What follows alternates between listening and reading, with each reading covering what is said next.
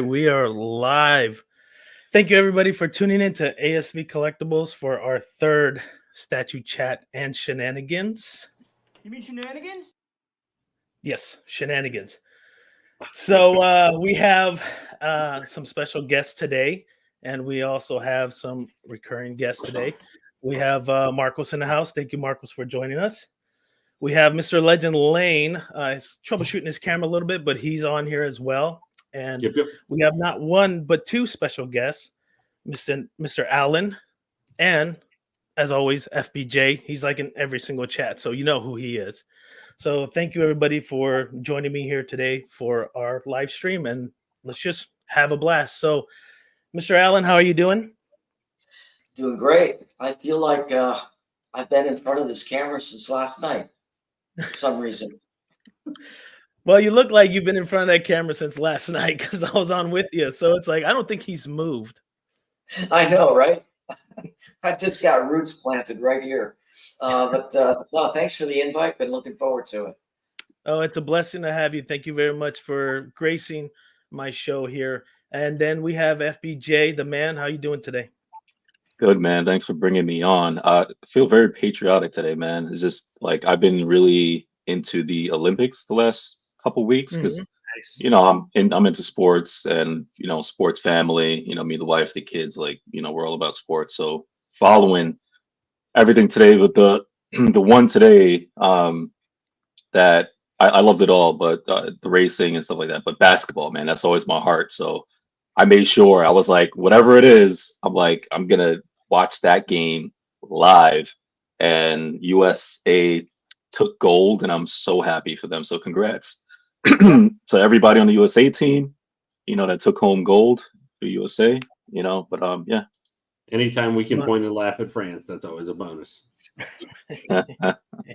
My heart's kind of in the middle right now. I'm kind of broken and happy because US beat Brazil. Female soccer. So I'm like, I'm American, but my heritage. So it's one of the things. But female volleyball did win, I think, silver. So dude, Brazil female volleyball, beach volleyball is fire, dude.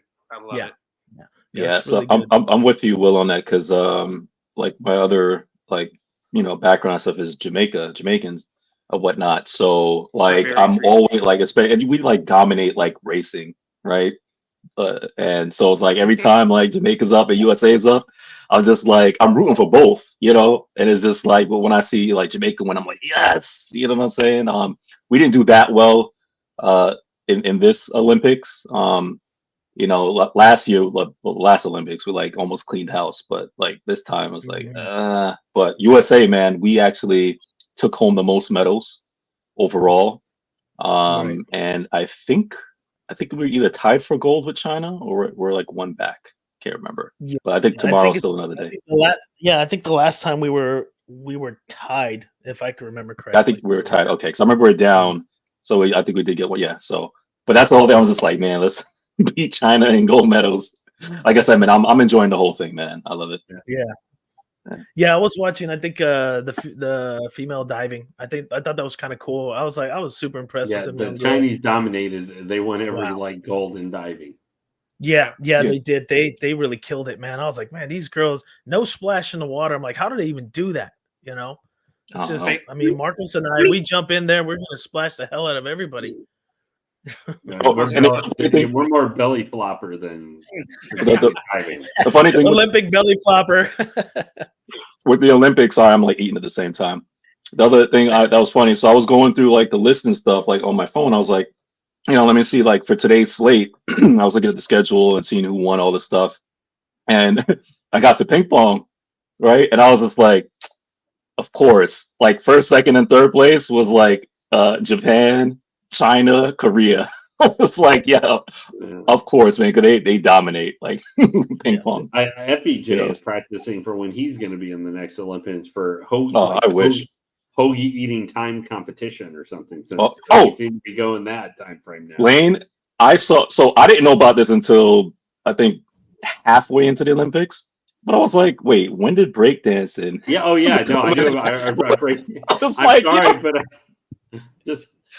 Well, I mean, they've had whatever that, in the last few like Winter Olympics, they have that Canadian thing that's like the little, you have to, looks like you're scrubbing the floor. Oh, don't get me started with that the one. little thing Yeah, in the Winter Olympic. I mean, it's just Yeah. like, I don't know. The real kingpin though coming out of this Olympics is that Turkish shooter guy. Since he looks like he's sure. good, I cannot wait because I know off the look of that guy, within the next like 5 years, there's going to be some crazy manga or anime from Japan that's going to have like an 18-year-old protagonist who has white hair. Lane, the crazy thing about that guy is that he was wiping his fingerprints from it.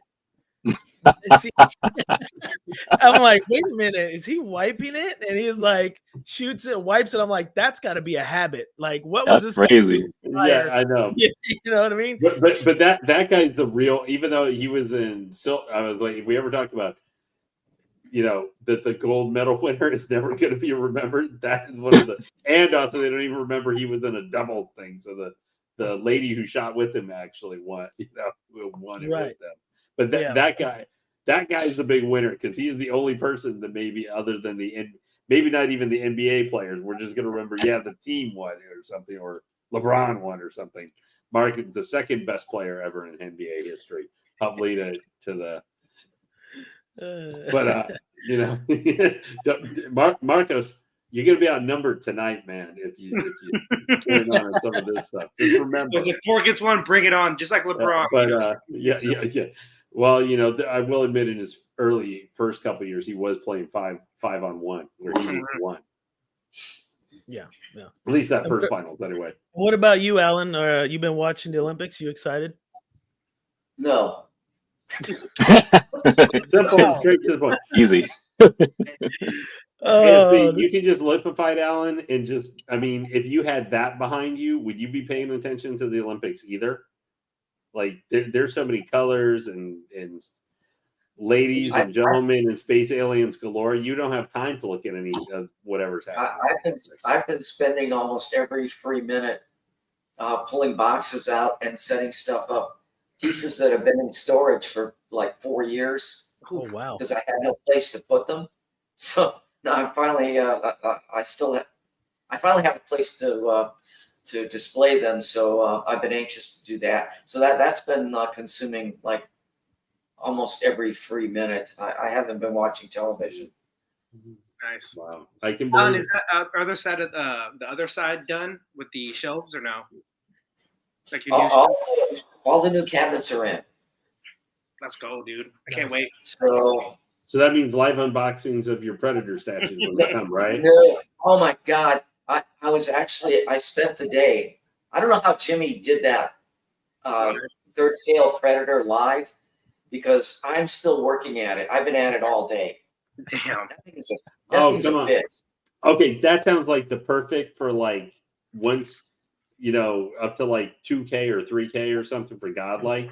All day Saturday stream, the Allen Berserker Predator assembly special presentation. That would be perfect. Alan, make it happen. Aren't you glad when people set up your days for you years in advance? Yeah. With all the cursing that goes on in between, I'd probably ruin someone's channel. Well, no one says it has to be monetized. Jimmy can do without one monetized 8-hour stream. I can see Alan the whole time. Fuck this, fuck.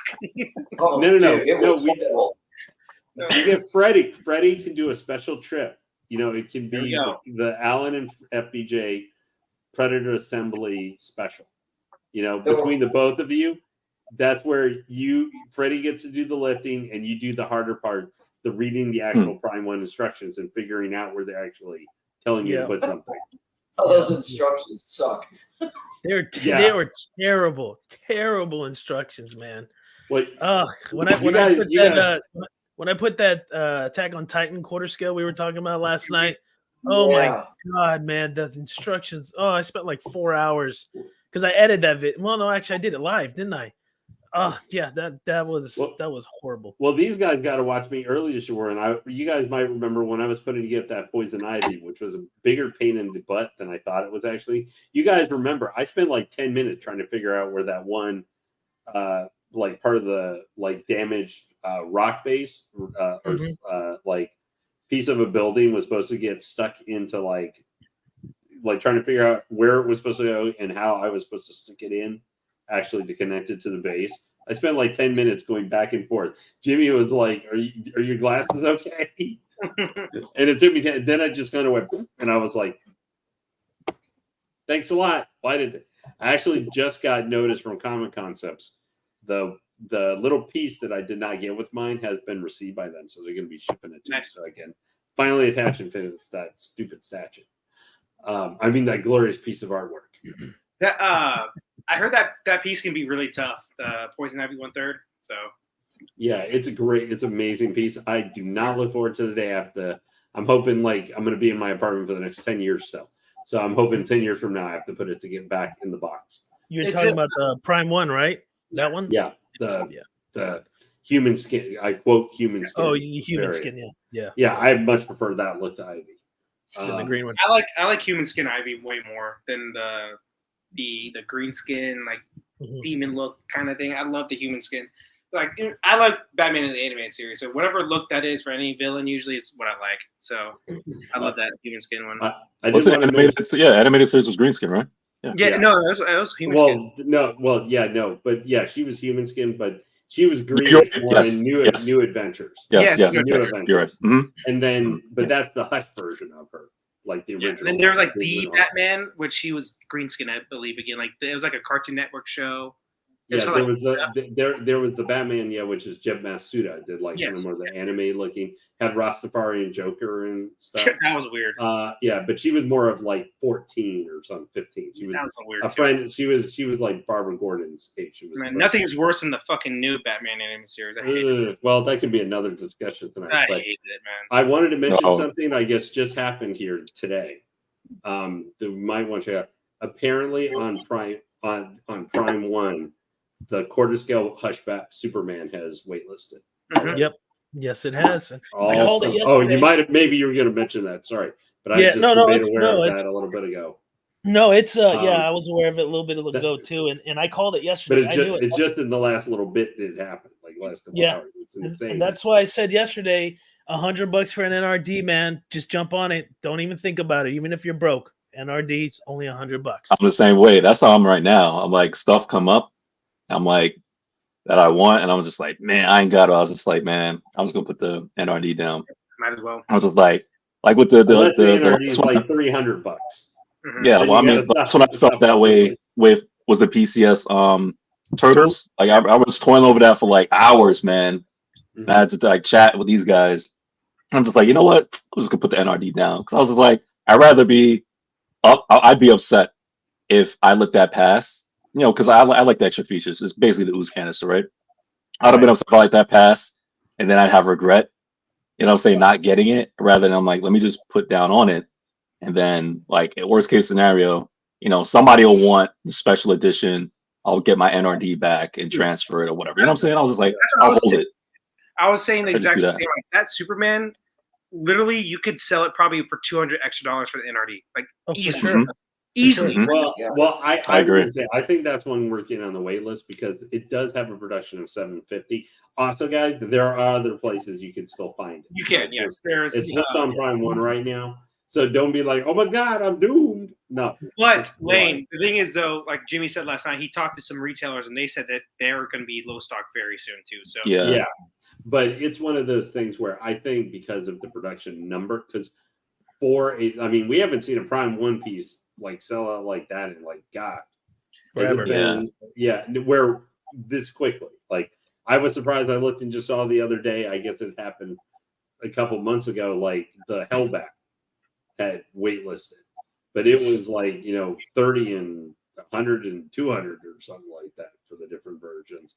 But like this tells me how much people really want a really good quarter scale Superman right now, even though it is kind of a retooling, obviously, of an older Superman.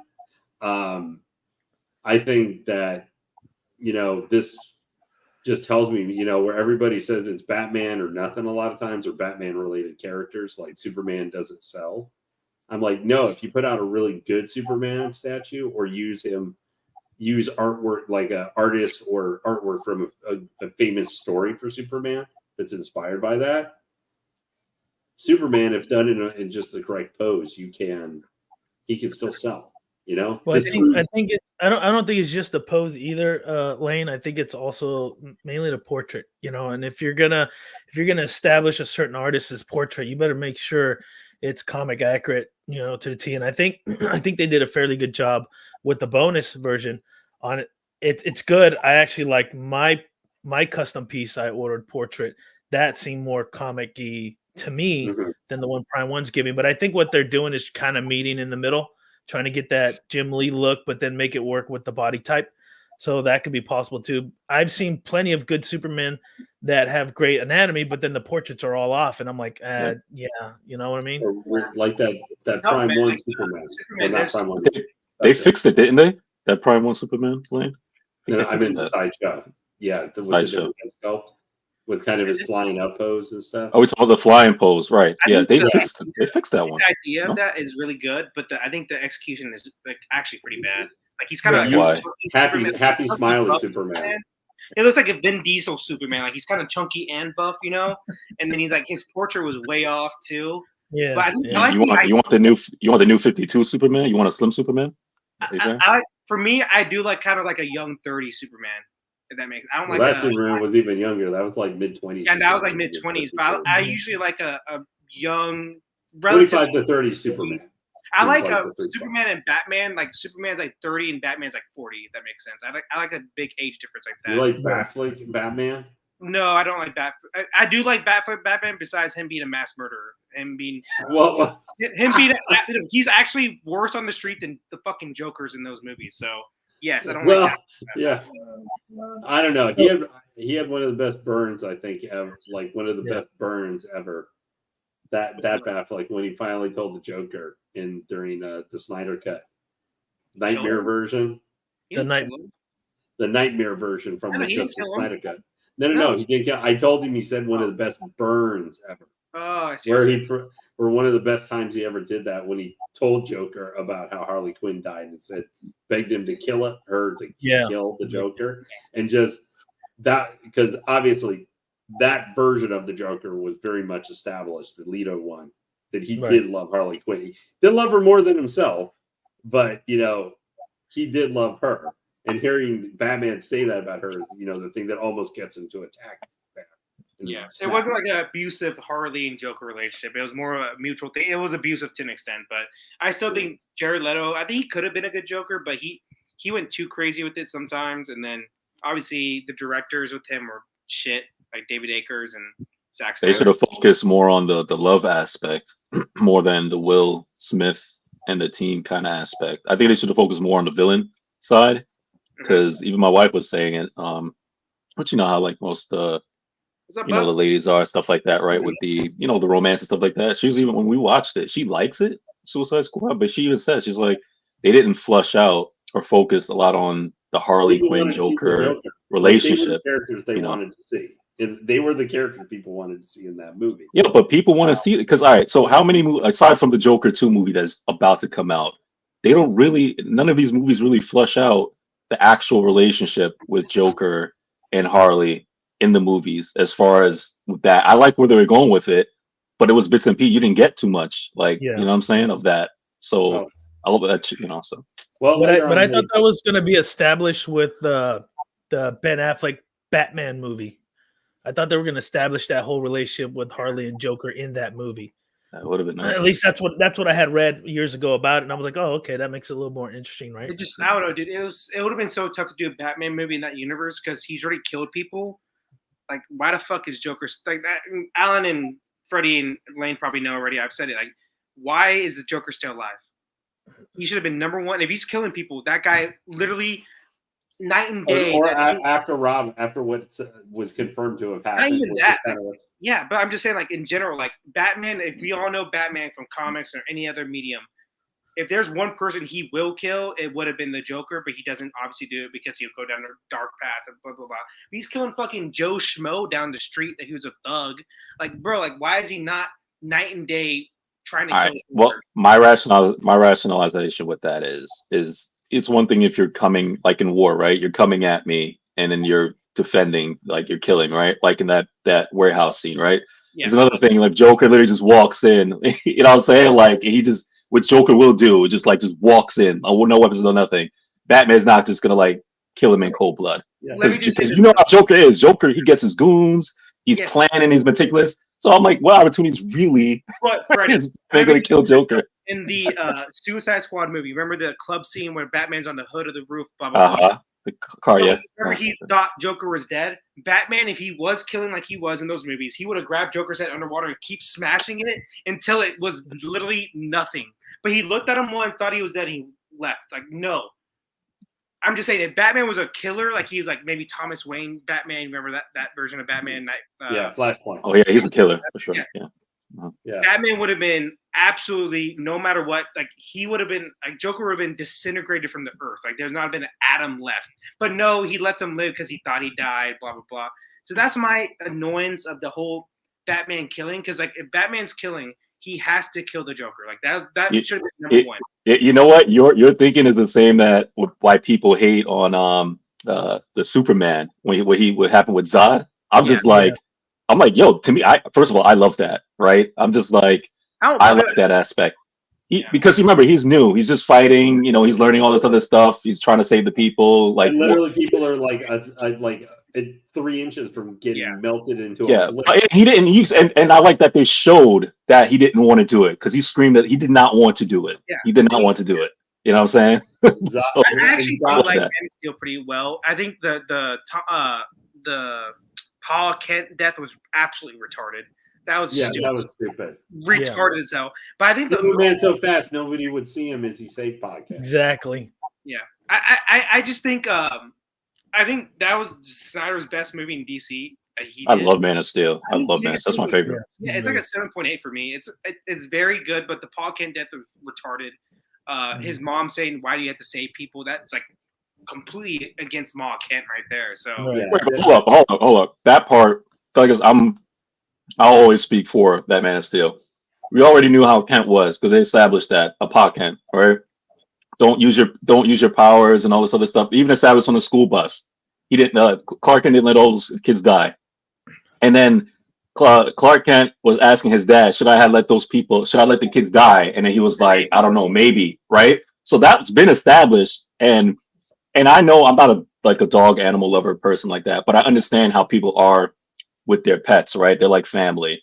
So I understand wanting him to go and save the dog and not being able to, and then try to expose his son because that's what his dad has established. So I get that as far as like movie wise, you're like, I hate that they did that scenario, but as far as how it plays out, I'm like, I could understand in that scenario. The dad wants to save it. You don't try to do a move because you don't know who's watching. It's like, no, you don't come over here and save me. Would you not say though the comic version of how Paul Kent died is better because way better? Yes, because it shows that with all this power Superman has, he cannot save his dad from dying from a way better. Yep. That's so amazing, dude. Because Superman can do almost anything, but he cannot save people from. And Marcos in Smallville, which I love. I'm a huge Superman fan. I'm a #1 Superman fan before Batman, right? In Smallville, I love that they had the episode, and I watched it like many times when his father, Pa Kent, basically he had a heart attack. Yeah. Right. And this was after because he was running for governor or mayor or something like that. He had a heart attack because he was trying to. It was like with Lex Luthor, and Lex Luthor was playing mind games or whatever. So all the stress, he had a heart attack. Clark Kent realized he was just that was his world. His father, he couldn't save him. What did he do? He ended up going back in time, right? It sounds weird, but it did work for that. So he ends up going back in time for the whole day, right? To do everything over because he couldn't save his dad. What else could he do? Or was it? No, it was the reverse. He tried to save Lana. And then he couldn't save Lana. And then, then in doing so, because it has to be balanced, then Pa Kent died, right? Because you go back in time. They're fucking up. Yeah, I remember that. Yeah, so basically the whole point of that, like what you're saying, which is just in that way, it's like you can't do anything about that, right? It's a heart attack. Like, what are you going to do? You know what I'm saying? So it's like, I love those aspects. And it's like something you have no control over, right? As opposed to, like you just say in the movie, you got control over that. It's like the great thing about that Superman comics or other mediums is it just shows Superman he's all powerful, but he just cannot do everything, which is amazing. And like I just love that death because like it's just amazing, and Zack Snyder just fucked everything up. But Man of Steel is his best movie for sure. He did. Marcos, in the comics, do you like it when as far as the Superman thing goes, is the origin? Do you like it when both parents are alive, or is one dead? I know it sounds like a weird question. Like they both have their positive and negatives. I think like when both parents are there, it's really good to see like Paul Kent and Ma Kent with John Kent. Yeah. But obviously the death scene is huge like for Superman. Yeah. And it branches out to the Metropolis right there, and he makes his name as Superman because his dad wanted him to be something more. Both dads, obviously. So many iterations. They always play with the aspect. Like you read some, and it's like one's alive. You read some, put it together. I love All-Star Superman because Superman's died from a natural death, obviously. And like his last week, he just tries to do everything he can. Like I think I can't remember. I haven't read it in a long time, but he like saves a person off a ledge. Like that's such a Superman thing. He just sits down with a person, saves them, and sits down with them, and like makes them rethink suicide and everything. So like that's Superman, not Zack Snyder. I agree. Everybody like Superman is so do you think with this new iteration of Superman, this new whole younger line coming out, you think that's going to be at par with Henry Cavill? I know you don't like the whole killing thing, Marcos, but we don't know what direction this one's going to be in as well. There are a lot of cool characters from the behind scene pictures I've seen. I'm expecting and stuff, many jokes that are gonna. I'm expecting stupid joke one-liner from Superman that are gonna annoy me. Yeah. And James Gunn stays for. Oh, hey, FBJ, check something I sent to you on Facebook. But yeah, Will, I'm excited for it. James Gunn has done pretty well with the Guardian series, so he's a very big nerd. So I'm very excited to see it. The suit, I'm still not a big fan of. I know they're probably gonna like make it a little bit thinner when post action. The actor looks just like fucking Cavill. Like honestly, the dude looks like Cavill. It's just a younger version, man. It's just a younger version, and it's okay because Cavill's gonna be the next Wolverine, so it doesn't matter. I hope he is. Honestly, like Cavill, dude, I love Cavill. He's a huge nerd. He's a good guy. That's like the fans and whatever IP he's in. Like the Superman and Snyder's verse was not Cavill's fault. He did what he could do with what he was given. No, I agree. Let me just give a shout out to Jimmy. Hey, Jimmy, thanks for joining, and I appreciate you having us on your show yesterday. So, much love for you. Thanks, man. Yeah, man, we're a statue show. And we're talking about Snyderverse and Superman. And, like that.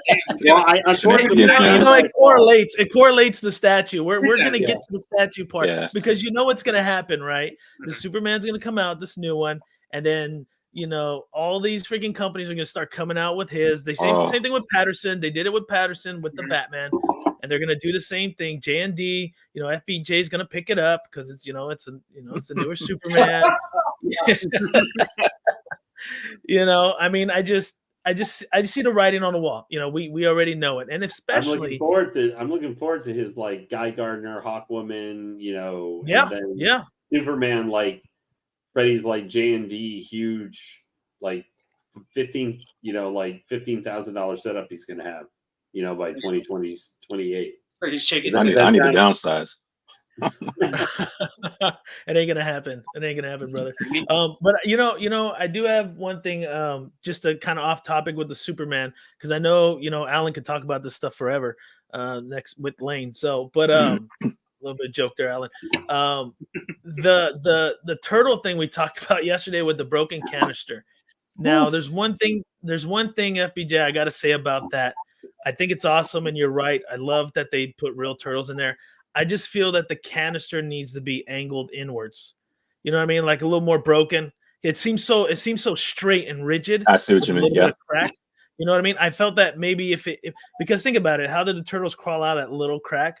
So if the bottom was broken and it was angled up a little, that to me would have been like, okay, that's on point right there. And if they make the ooze glowing, even better with a black light like the one I got behind me, that'll be fire. So I wanted to bring it up, but I was like, I'll just talk about it today. Let me the picture. I can do it right now. Yeah.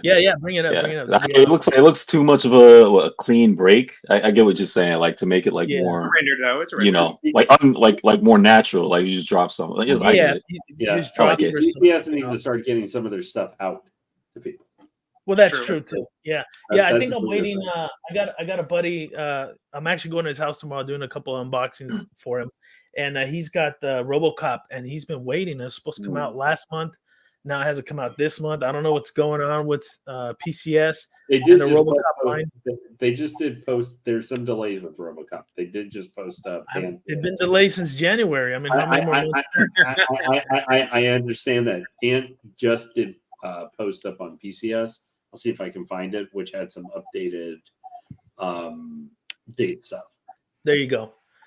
You see what I'm talking about there, FBJ? I mean, I feel that it should have been like maybe angled up more, And I know the turtles didn't come out of there, and I know I said if they came out, they actually came across it, right? So, but still, it's like it feels like if it were to fall, it would be like kind of split in the middle instead of off to the side like that. Just an observation. Are you getting 1-to-1 if it comes out 1-to-1 with this? Oh, I have to because I got the 1-to-1 thing come. I mean, not that I'm not gonna put it together with it because this one I'm probably gonna put in another location, not in this office because I love turtles. I got stuff everywhere, but I'm getting the 1-to-1. Like it looks great, man. I'm like I need one, and this shouldn't be that much money, right? I don't think it shouldn't be. Not for a 1-to-1. I mean, what's the size of the vial? Let's say that vial is like 24 inches long. Yeah, yeah. Yeah. Let's say, and what? And the size of those turtles, let's just say they're about 4-inch diameter. So a 1-to-1 is not going to be crazy. Yeah. It's cool though, dude. It's just so different, like so. I would love to see this in front, like displayed in front of the Last Ronin with the spirits of the other turtles behind them. Like one in front, like their birth and their death kind of situation with the display. Oh man, you just gave me an idea now. Thank you. You're welcome. Hey, I went to a comic shop today and I saw the Last Ronin. They had it there, the PCS piece, but they didn't have like the brothers in the back. They just had the. Oh no, I'm not. Dude, it looks so good though without even the brothers. Like holy. Oh no, I'm not disagreeing. I think with and without looks great.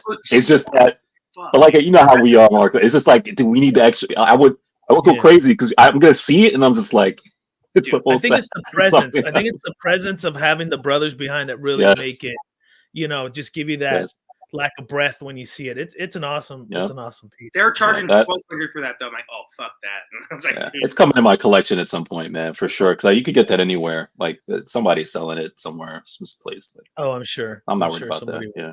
But you got the classic too, right, FBJ? The classic turtle, the 80s turtle. Didn't you say you collect some of the classic PCS yesterday? No. So I have other classic stuff like 1/12 scale and the 1/4 NECA. Okay. Yeah, so I don't have any statues for it yet. Just like smaller scales. But the plan is the first statue piece I am going to get for that will be that PCS one. Nice. At some point, I would like to backtrack and actually get the 4 PCS turtle. Oh, did you see on it was everywhere for a minute. I couldn't grab it at the time, but they were selling it for like 600. The 4 turtles, like somebody had it. I think like 12 of them or 18 of them, and a couple of places had it. It was like, I don't know if like the distribution, but a couple of people had it like I think like 2 weeks ago, and it was just like, yo. It was like 600 or $900 for a set, and it was just like sold after like a day, and I was just like, man, I wish I could have. I know. I think I see Mr. X selling some of his stuff for a pretty good, decent price. Some of his classic more turtles. I'm so mad. He usually puts a YouTube video on his sales and stuff, and he's got some good stuff for really decent price. I'm surprised. They're not absurd. Like there's a King Shark custom piece. Will knows which one I'm talking about. Dude, I wanted that piece so bad. I was just like a couple hundred off, and I was like, hey, I was about to message him, but next time I saw it, he said it was sold. I'm like, fuck. Like, dude, fuck me. Like, I'm so mad. Yeah, but Marcos, you'll get it, man. Don't worry. Someone will have it. Someone will sell it. I've seen it. I've seen it posted. So if I see it again, I know you want it. I'll hit you up. Yeah, for sure. That's the King Shark I want, dude. That's an amazing piece. Is that's the one you want with the gloves, right? Like he's super buff. It's like and he's in Arkham Asylum outfit. Yeah. Yeah. He has an Aquaman shit on him too, like his arm. Yeah, it's so cool. Yeah. Yeah, that's cool. Yeah. Mr. Allen, you have anything in particular you like to bring up? Let's see. I sent Marcos a couple of pictures. I'll bring it right now. There's a piece I was looking at. Wasn't quite sure if I wanted to get it or not. I had it on PO once, canceled it, and now I'm thinking about getting it again. Marcos will pull it up. It's the I will. Give me a second. at some point. That's okay. Yeah, he'll get it. It's the site I was on. It didn't like get full screen picture, so I'm going on Todd's website right now. No, it's all good. No, dude, Alan, this piece is. Okay, let me present. I wasn't able to find the posting that I had seen from PCS. Unfortunately, I went back quite a bit of ways. I may need to check some other place. I might try and message Ant to see if he still has maybe the post or if they took it down. Oh, Siren? See it? Oh yeah. Siren from Devilman? Yep. Yep. I had this on PO for the longest time, and then I started thinking, what am I going to display this with? It's just going to kind of be a standalone piece. Then Sideshow came out unexpectedly with Vampires Lust and Succubus, and then the light bulb went off. It's like, wow, I this might fit in very well with those other two pieces. Yeah, that's a good piece. Now I'm thinking about going back and POing it again. I'm going to ask the distributor if he'll honor because he kept my NRD. Last deal. Yeah. So I'm hoping that that's a crazy piece. Is this based off particular artwork? I don't know. I don't think this is based on any particular. Well, yeah. No, it's Devilman. Yeah, Devilman. Yeah, Devilman. Yeah. Well, no, I mean Devilman. But if it was, was it based off a specific artwork or something that had been done ever? I don't think so. Okay, so it was like a artist design piece based off that. Okay. But it's so unique. That's a Figurama. So yes. Figurama usually has their own artist interpretation. That kind of looks more of the illustration than like the Netflix series of it. Obviously, right? If you've seen a Netflix version of the show, this is completely different. So I think it's more of an artist interpretation. It looks fantastic. I love the way her legs go into the bird type legs. Yeah. Did you order this directly from Figurama, Alan? No. Todd, Spec Fiction. Oh, okay. Yeah. Todd still has some too. That's the website I'm on right now. And Alan, let me just tell you this about Figurama. So Figurama is notorious for having some of the best concept, pieces of all time for anime. Yeah. But they do have a lot of QC issues. So like that piece right behind me, I don't know if you guys can see it, but that Rurouni Kenshin Samurai X, if you want to call it that, one of my favorite pieces, 100%. But talk about a piece that has a lot of issues putting together. That piece has a lot of issues. I'm bending legs to get it in the keyholes. It's scary. Okay. So that's the one thing I'll let you know about Figurama. They do come out with great pieces, and this is, like I said, quality-wise, like the Shishio right there, the guy with the flaming sword, probably the best sculpt I have in all my collection. Of sculpt, texture, everything. But the Rurouni Kenshin character right next to him, it's such a I had to bend legs to get him in the keyholes because there's two keyholes with his both legs. Did you try to do the whole bend the legs and blow dry it so the next time? I didn't do that. So I just bent the legs and I was scared to do it. Yeah, be careful. Yeah. Dude, I don't see this having that issue, Alan. Sure. His is more of a diorama situation. I think maybe the wings you might have some issues, but I feel like the feet would just peg in there and you'll be okay. And then the wings on the side. My whole thing, Will, was they're notorious for having QC issues in general, though. No, for sure. I could see right now that you might get some wing breakage when it's delivered. But based off what I'm looking at. But like I said, I'm a million times happy with my piece. So it's amazing, it's awesome. When people look at it, they're like, "Dude, that thing is fucking dope," Well, the good thing is coming from Todd, if it does arrive with a major damage, he'll take care of it. For sure. Yeah. Yep. But I was just letting you know that they're notorious having QC issues. That's all I wanted to let you know. But I think this piece, I told you backstage, I'm like, this piece is fucking dope. Like when I saw it, I'm not a huge fan of Devilman, but I'm like, dude, this piece, like when I saw it, I was like, this is so cool, you know? And I think the extra added bonus to this piece is that she can be displayed topless. Mm-hmm. Nice. So here's a question: does it come with an extra stand so you can display both? Actually, what I'm saying is that the coverings, her little coverings, I think are magnetic and they just pop right off. Ah, I see. Because to actually be source material accurate. Yeah. At least for the bust, that would be more accurate without that stuff on it. Oh yeah, there you go. So this is where you're gonna pair it with, Alan. Yeah. I was thinking of pairing Succubus and Vampire's Lust. Yeah, that's a great Succubus, man. That one looks really good. I I'm like glad that you brought this up. one. Yeah. Yeah. Good. I know Alan for about a year now, but I know Alan loves boobies and booty. He loves boobies and booty with females. Don't we all? Let me ask you guys something, man. Especially Alan, because I know Alan, you love this these stuff, right?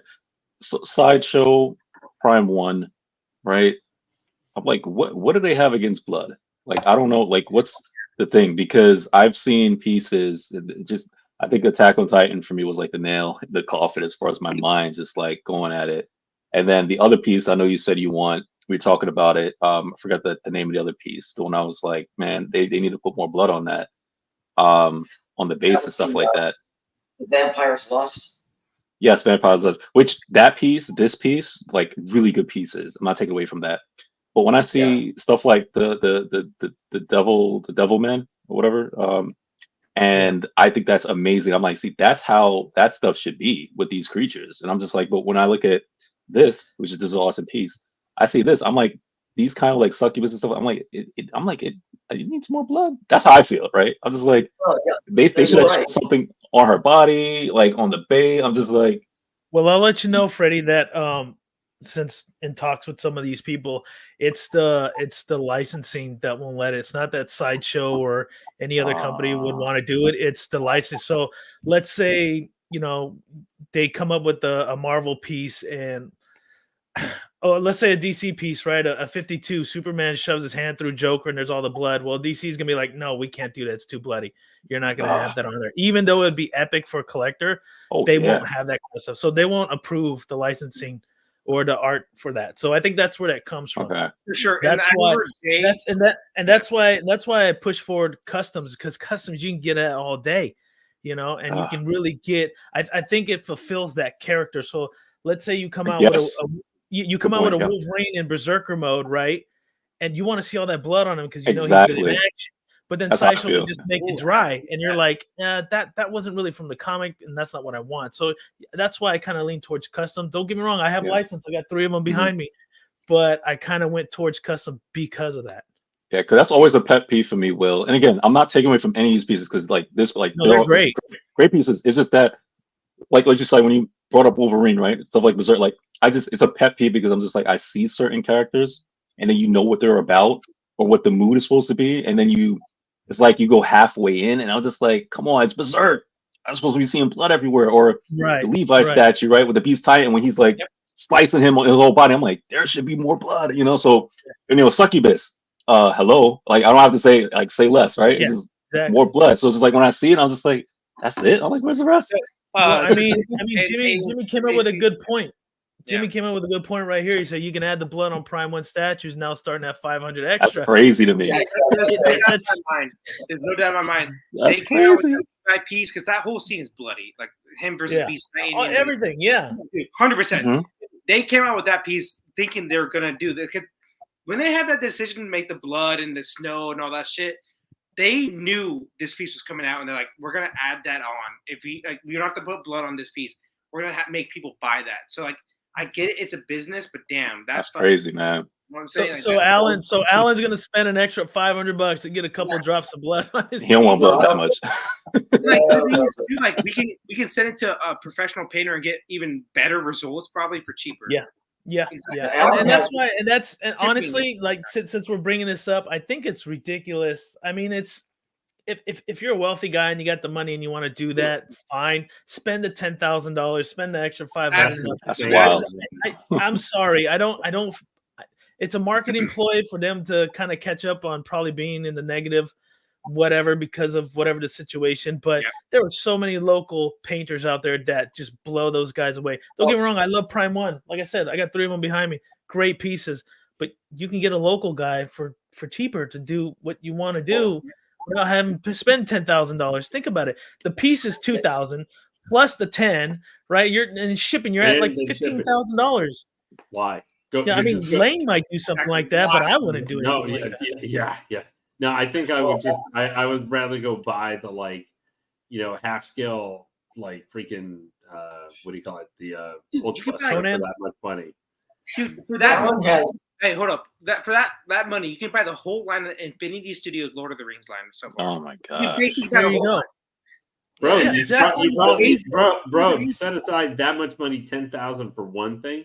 Yeah. You'd probably be able to buy almost the entire. I mean, it would be over a couple of years. You can Yep. get the whole Justice League from fucking Legendary Studios Yep. for that much money. Exactly. I mean, Marcus can get his 1-to-1 scale Deadpool for that amount.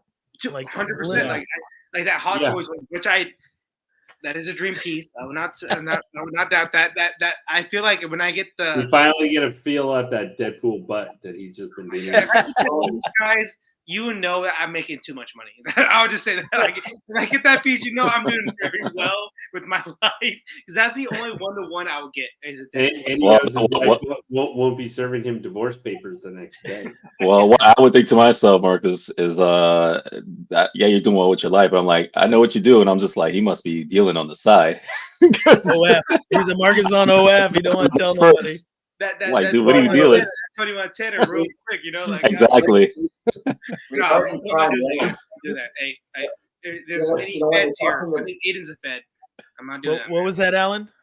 when you're talking about Prime One, they're not afraid to add blood effects to their Berserk line. For sure. No. But Yeah, now, but like I said, They well, proved that because- with, they're not afraid of a lot of things with that Casca and Guts Yeah. statue. They just No. put Yeah. Well, It's got like I blood, said, And as far as boobs, and maybe more of Guts than we ever wanted to actually see. Yeah, well, here's Yeah. the thing.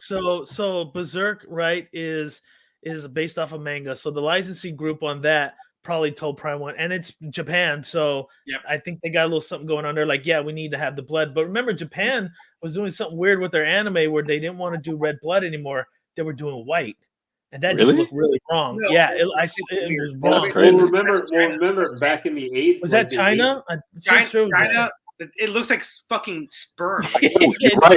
Yeah. You're right. 'Cause Well, they do the same thing. They do the same thing with anime. Yeah, you're right. You're right. Yeah. They do the same thing with Yeah. anime. Yeah. Like, Yeah. It was going back- China. It was China. Even back in like the 80s, if you go watch what was one of the most bloodiest animes ever, Fist of the North Star. Yeah. Especially in the not as much later on, but like the first No, couple in the seasons, beginning. Yep, I remember. like because with heads exploding all over the place, they Mhm. literally had to do it in a white Yeah. flash kind of thing. But they started showing a lot more blood, much later on in the show. But So- Japan is weird with that sometimes. They're okay Yeah. with it, but it's sometimes also like same here. Time slot, everything else. Japan usually. Here's an example. Zom 100. Have you watched it on Netflix? Oh my god! All that the thing blood is like insane. rainbow color. That's crazy. It's all rainbow color, all the blood. Well- It's a well, a great lot of anime, but it's Yeah. They'll That's also Netflix sometimes do anime. alternatives with broadcast version versus like a home release. Yeah, exactly. Like they Right, often right. will change that. But I understand where it's like 8:00 at night or something like that. It's like with what they allow. Well, at least they seem to, obviously in the US here, we allow more Yeah. violence than And certain other Lane, but things. what's crazy too, because as you were saying it too, I'm like, 'cause I know a lot of animes is like when you watch the original content with stuff, it's like you'll see it raw, but when it comes to the States, you'll watch it. That's if you're really a fan of the property and Yeah, and when it comes over, you're like, wait, I was like, where's the blood or where's this or where's that? It's just like for whatever reason with the US, they like clean a They lot dumb of it that down. stuff up. And I'm just like, come on, what are we doing, people? All we're saying And I'll just watch the original. I'm just like, man, forget that. I'm gonna go online. All we're saying right now, with everything you guys are saying, is just watch One Piece. Let's be real, guys. Yeah. just watch. Stop. Well, here's the thing. See, I can know what I know. It's a topic I had mentioned to Marcos to mention tonight. All they're waiting on for is when that Vampire's Lust and the Succubus ones come out. You guys are asking what all the blood is. That's going to be the variant that's going to be up for like 10 days. And, there's going to be like, Succubus Bloodlust edition, where there's going to be a bunch of an extra like 7% of blood colored stuff painted on different parts. And then Alan's going to have a pre-order one of them, and then going to be like, hey. Here's the deal. I'll never spend $500 for someone to add a blood effect to any piece I have. I have 3 art degrees. I'll do it myself. There we go. There you go. I know who to hit up when I need some extra goo. Exactly. I was going to say the same thing. I got like 10 in the garage right now. Or no, if you, like FBJ, if he needs some, he just finally gets that little vial with the ooze, and it's just not looking quite bright neon. I'll get some gack. I'll get some gack. Go see if you can find from one of those, like, I forget, from the 80s, where they had one of those things that was like green goo that you would have spewing out of like a monster thing. Just find some of that. You'll be fine. Was that Nickelodeon slime? Or something. It was something where it was like a trap, and you could dump goo on your figures, and I was like, easy. So my artistical mind's kind of kicking in with Alan and his pre-order there with the devil and the succubus. I feel that that should be like a theme setup. I think it would be so awesome if you can have the right lighting, Alan, and then have like just a little smoke machine, kind of give it that mood inside there, Okay. Yeah. Put a little smoke machine, have guests over, like, is that a smoke machine? He's like, yeah, I got to set the theme up. Well, I'm just going to say, I didn't know that Devilman piece existed, but it's sitting in my car right now at Spec Fiction. I love Devilman.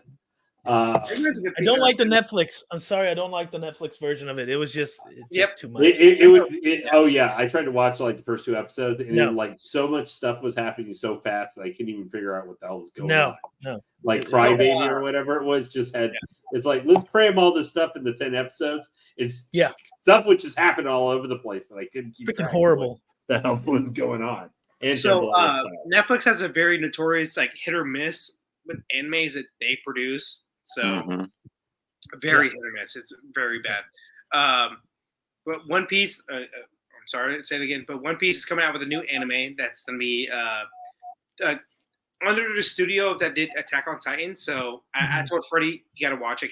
I'll watch it to start that. Freddie always said One Piece, and I get it though, because like One Piece is what, 1,000 episodes, 90 episodes, something like that. And I have nothing against One Piece at all. Like, I watched Columbia, it looks great, so I have nothing against it. But this new one's like kind of like the Dragon Ball Kai version, where it's not all the filler episode arcs, all that kind of stuff's gonna go goodbye. Yeah, it's gonna be very short. It's gonna be like they said, this is what they said. They said it's gonna be like Demon Slayer type quality, if that makes sense, like with the animation with One Piece. So that'll be interesting. Yeah, so that's awesome. If they do a Demon Slayer quality, man, Demon Slayer is like the most mid manga of all time, but the animation is like fucking so good, dude. It's so I agree. It's right up there. It's right up there with the Fate series. The Fate series. Fate is yes. Fate is literally the most mid like manga of all time. Yeah, the anime is so good. Which action? It's actually the same studio too. It's UFO table too. So same studio. Yeah. No, there's man, like what was it? I did finally, because I've had Netflix the last couple months. I did finally try and watch the first season of like the live action One Piece. Yeah, I've watched first 3 episodes of it, and it's pretty good. And I'm not a big One Piece fan. Like I never really watched it regularly, but I followed the story arcs and stuff, what's happened over the last 20 some odd years. But I said, you know what? One thing I definitely can tell that is not going to happen for the live action show is none of the much would make Alan sad. None of the ladies are going to look as sexy as they did post time skip when they finally get to that, as they did, because they're not going to follow the. I forget what's the creator? I'm forgetting his name right now. Ichiro Oda. Oda, yeah, the Oda drawing style for ladies. So I was like, which the problem for that is that is synonymous with One Piece over the last the last 15 years or something like that. He makes him very big breasted. Everybody. Yeah, I know. Let's just make this clear right now for everybody. No live action females can be as great as the anime. I'm sorry. No. You know what I mean? It's just and they shouldn't. What? I mean, But the Nami actress you can find them very cute out there. He's like, you're gonna find out. I'm sorry, that's just not gonna happen, Freddie. I'm sorry. Well, yeah, there's no physical way really for that. Like, yes, there is. You can find them in LA. You can find them on the beach. Come on. Well, I'm gonna say though, but with actually some acting ability. On a show. Okay. Okay. Yeah. All right. But, I mean, you can get on there and see cosplay, and you'll find people that like get it on point. But an actor on a show, guys. If you want to see them up, just look up like Nami. You don't need to know anything about One Piece. Look up Nami. Just look up Nami. Like put in just like Google search Nami pre time skip. You'll see her, and then time skip, and you're gonna be like, what the fuck happened in like 3 years or something? Was there a devil fruit somebody ate? Absolute fucking knockers, dude. Like absolutely. She went to eat at the same same place that the ladies from Bleach would go eat their lunches at or something. Some of the ladies, not all the ladies. Not all the ladies in Bleach, but yeah, a lot of them. Maybe Rukia, he's up there drinking with Rukia. She was drinking with Rukia while Rengiko and about 80% of the other ladies, including like every Eric Connor lady ever conceived, and maybe the Bambis from the. Well, I'm just going like super deep here into like all the bad guys. But I'm really interested to see, I've never been a big anime statue guy. I know Marcos is, but like sometimes when Alan like points out seeing this, like that siren, because I remember I've seen the original like OVA with her, which there wasn't ever a whole lot of Devilman anime, but I've watched the Silene like hour of OVA like since. God, I first saw in like 1993, I think, or 92. Like I've watched that battle like at least 20 times. That episode, like, so that piece actually has me really interested in stuff. I remember if you want to see one of the worst movies ever, definitely try and watch the live action version of Devilman. Don't do it. That thing is one of the most. No, it's terrible. Guys, just if you want to see most incompetent, one of the most incompetently, probably on the same level as Borderlands that just came out this weekend, incompetently made. Silene is probably one of the sexiest female characters, even though she is a big scary demon thing too in that property. And they did have her, and she just is in it for like 5 minutes and then disappears and is just never referenced again. Because they run through the entire manga in like an hour and a half with no budget.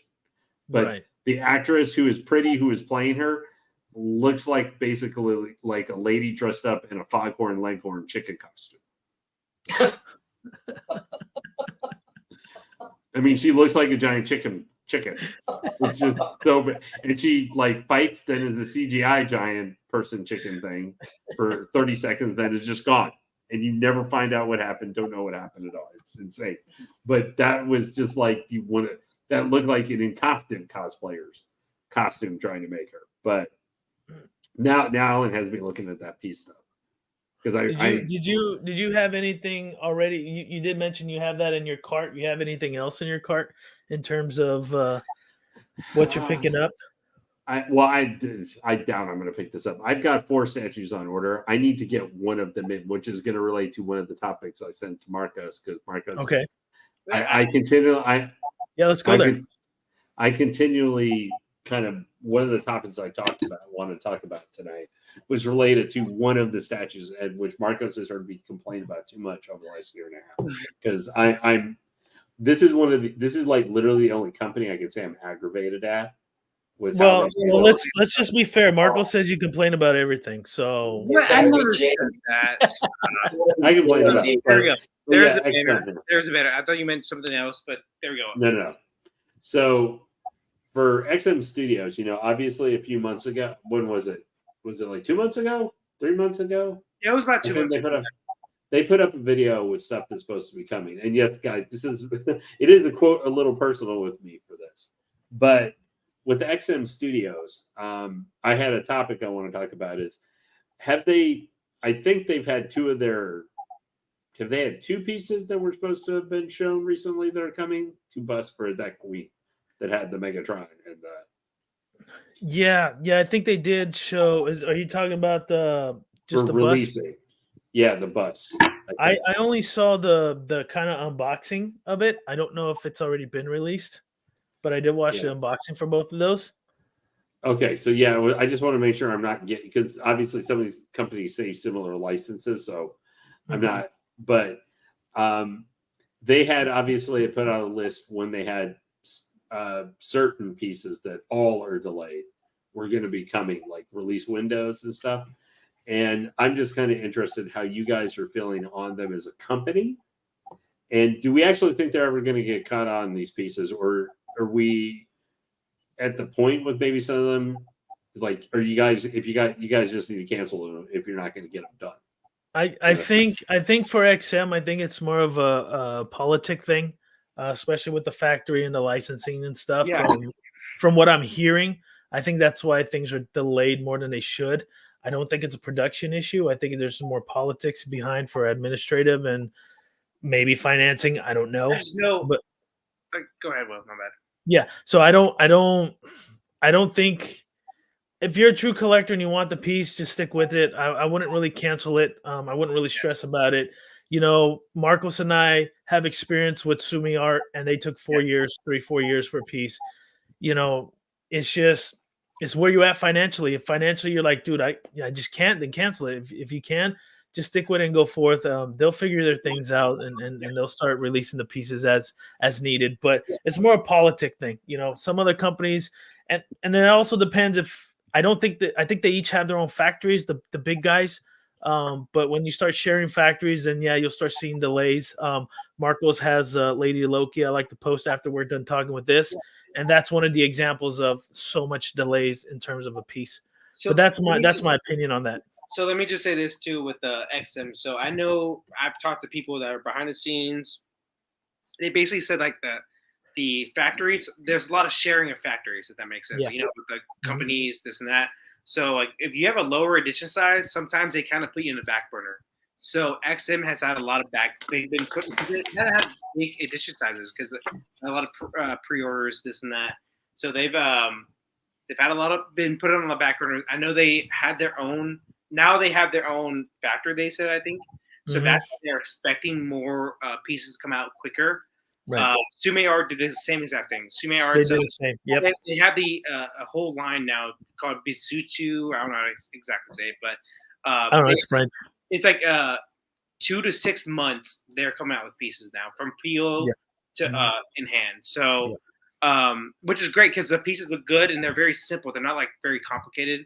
But yes, like Will said, like my Blackbeard Sume has been on pre-order for close to 3 years now. Yeah, I knew that going in though, so I'm not like mad. It's finally coming out. People are finally getting in hand, so I'm super happy about that. So like, it's finally coming in. But like definitely like it's tough when you don't have. But the thing is, Sume has like big edition sizes, so like they should be like the front line of factories.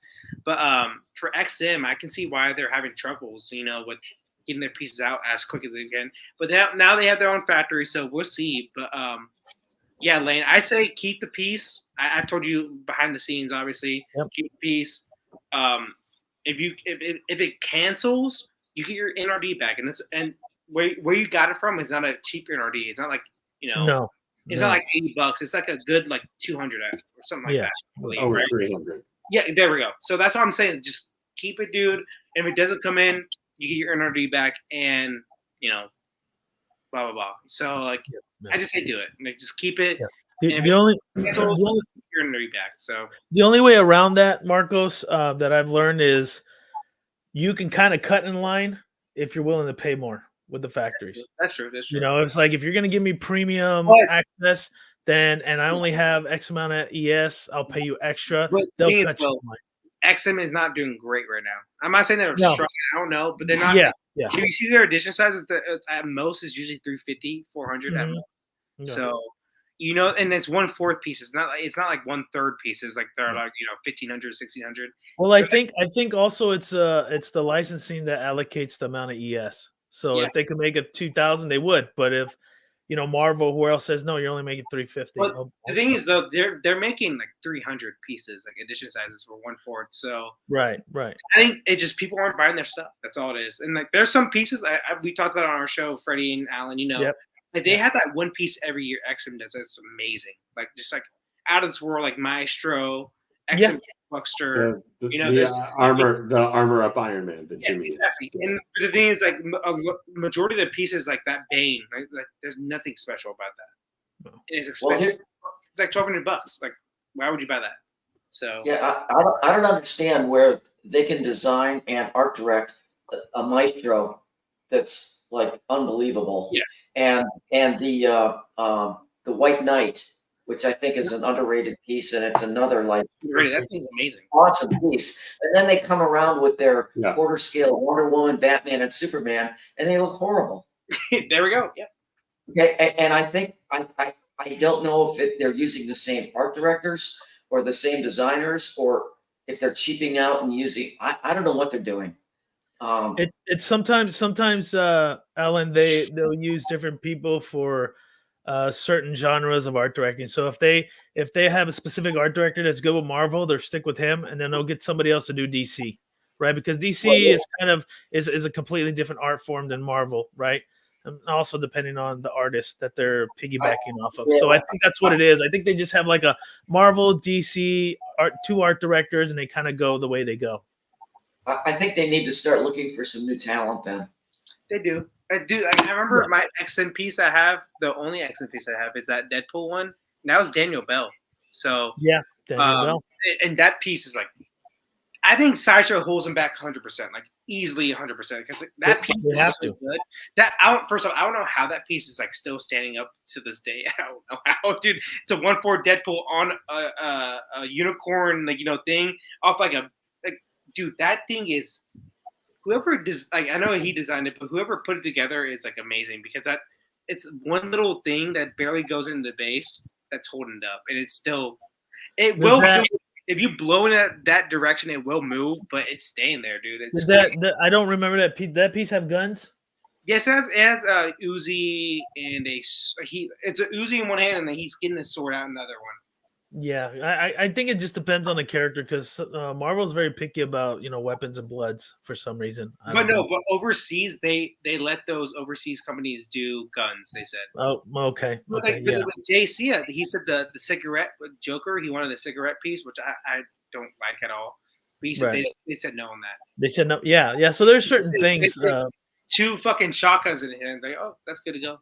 Yeah. What the fuck is what is their mindset, dude? Yeah, I don't know what the Marvel and DC policies are in terms of likeness and art directing. They got to have some form of policy where whoever's in charge, like, hey, yeah, we can't do that, So it just is what it is. But what do you think, Alan, about this whole XM issue? They got to get their ducks in a row, and it's going to take them a little bit of time. I think everything started falling apart when LBS left. LBS and them split apart.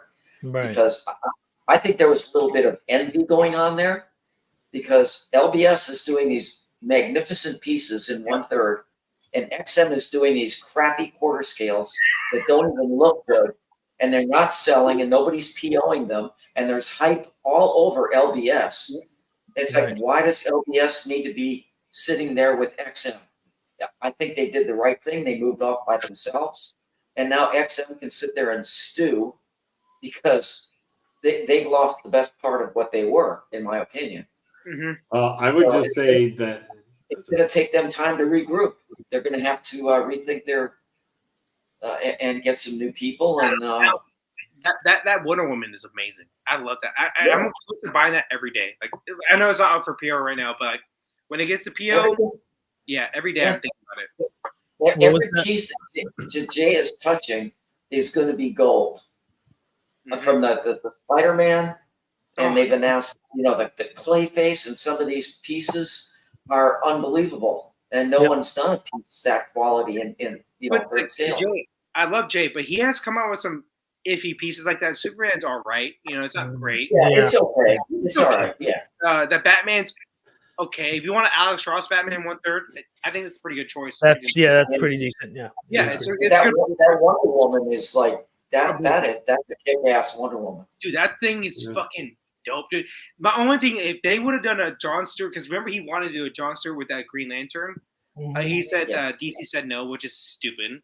But it would help it differentiate because you already had the 1/3 Hal Jordan recently from Prime 1, so you're competing against. That didn't sell a lot either.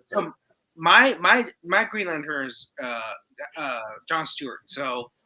I told him on the show, dude, if you can get that Jon Stewart going, I'm going all in the whole Justice League line. So it just sucks. Like the licensing holds them up, So they went with the Tweeterhead did that Jon Stewart, and that was a really good one too. It was, but it was 1/6. That's the only thing that sucks for me. Like I would have liked it in 1/3, 1/4. So hey, thanks for joining, Juan.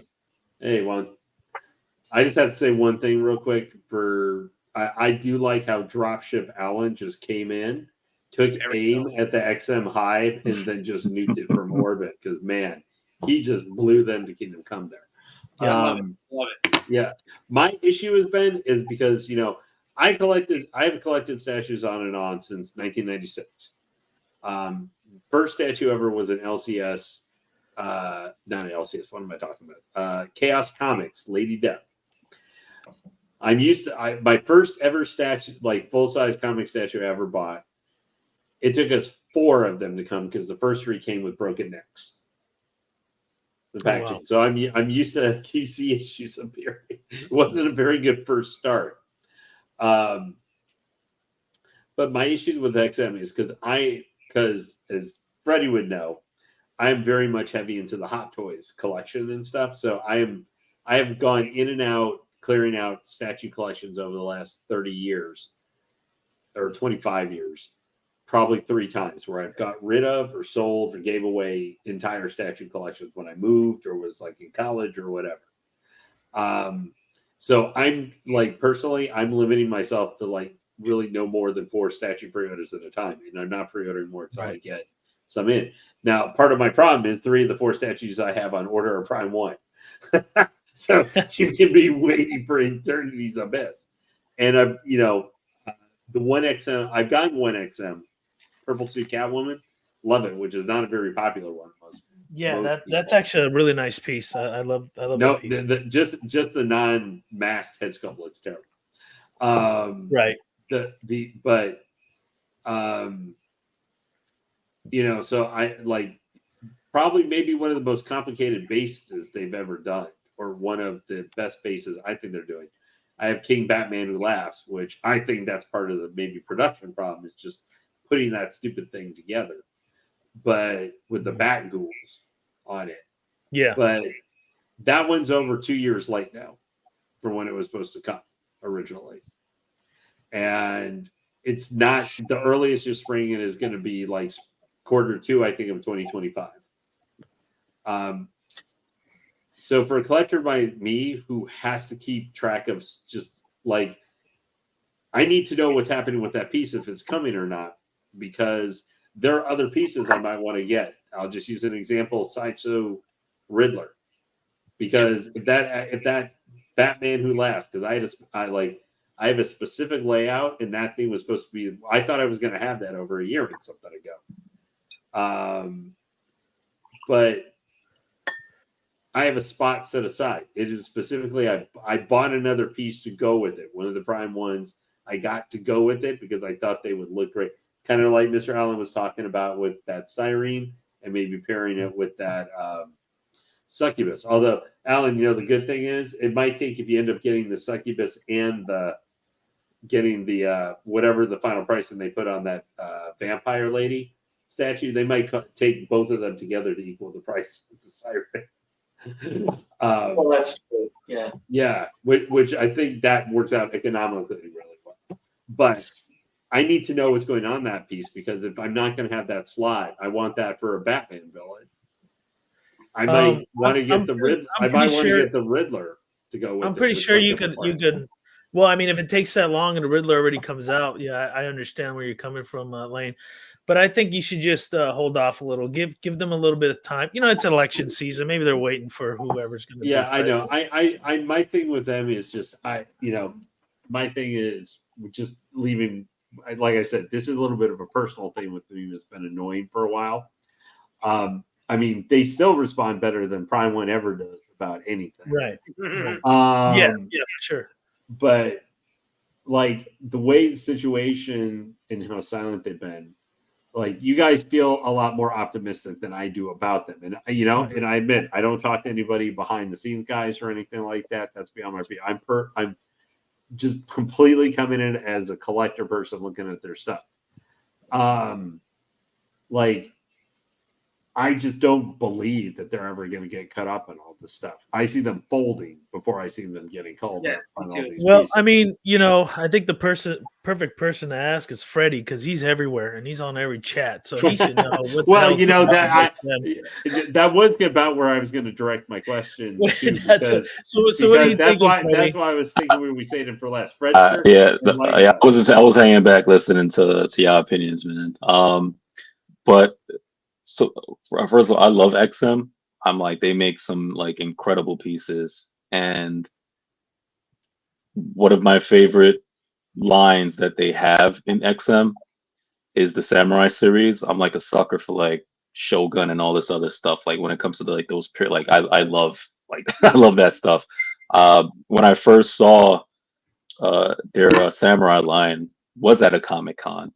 And again, like I said, when I first, for those of you who don't know, but I say it from time to time, is when I first actually saw like statues, like 1/4, 1/3 statues, is when I went to Comic-Con. And XM was there at the time, as well as Queen Studios and some other ones. The big hitters were there. That's when they were all there, right? But XM was there. And I saw this, like my jaw dropped. I didn't know who XM was. I'm just walking as like just a regular person who knows nothing and just seeing pieces. I didn't know it was XM at the time. All I just saw was like these beautiful like samurai pieces. And like I was there just like it probably had like 8, 9, 10 statues. And I was just like there for like maybe like I felt like an hour, just like taking pictures with them, with the statues, looking at them, analyzing them. And I love their line. And the pieces that they're revealing now, and the one that I love, and I would like to get my hand on a samurai piece. Well, first of all, shout out that Red Hood samurai. I love that's one of my favorite ones. Yeah, that one's fire. I agree. That's fire. I love that. That was 1/3. Oh my god. So much. That thing is so cool. I don't know how big as far as liking this piece, but that samurai bat family, I like it. Like I don't know. I know a lot of people. The whole diorama, the samurai, bat family diorama. I like it because, like I said, like I'm a sucker for all that stuff. And I like the little swap outs. I know you love dios, Freddie. I know that. Yeah. So, like for somebody like me, you know what I'm saying, like to get like a lot of stuff in like one shot, I was just like, I don't need to get that whole samurai line, even though it's great, because I'm one of those. I'm just like, man, just like, give me all of those. So that piece, along with other pieces that they've talked about, I would like for them to succeed. Yeah. I want to see them get those pieces out. I want to see them get those pieces out. I want to see like, the production start going. I want to see them getting their ducks in a row. So I'm hoping that they can get their act together, because the pieces that they have shared and that they've showed us, and I know they did their little like talk thing to like show all the pieces and stuff on their little couch as far as stuff. I was just like, I hope they can get it done, because I don't want to see another statue company like them go under at all. Like, because a lot of companies have been going under. I don't want them to be one of those where you look back and like, can't believe XM. Like they just didn't do what they had to do, and they just like, I don't want that. So I'm hoping they could get it, get their stuff together. I mean, maybe sometimes they kind of got to go back to the basics, right? For years, I wanted their Red Hulk, man, I love that piece to Oh, death, and I finally got my hands on it. And it's like this when I saw that masterpiece. because that was a sculpt piece, right? That was like one of the originals, and it was just such a masterpiece. And I have it, and I love the hell out of that piece. So I like to see them kind of maybe. I know there's technology and stuff like that, but kind of go back to basics where they really succeeded in terms of their original product. All their stuff was good from that line. Their cable, you know, everything that they put out at that time was, I mean, Phoenix, Magic. I mean, think about it. Uh, Those were Yeah. amazing pieces. mhm. And not to say these aren't as amazing, but I think they kind of lost themselves a little bit.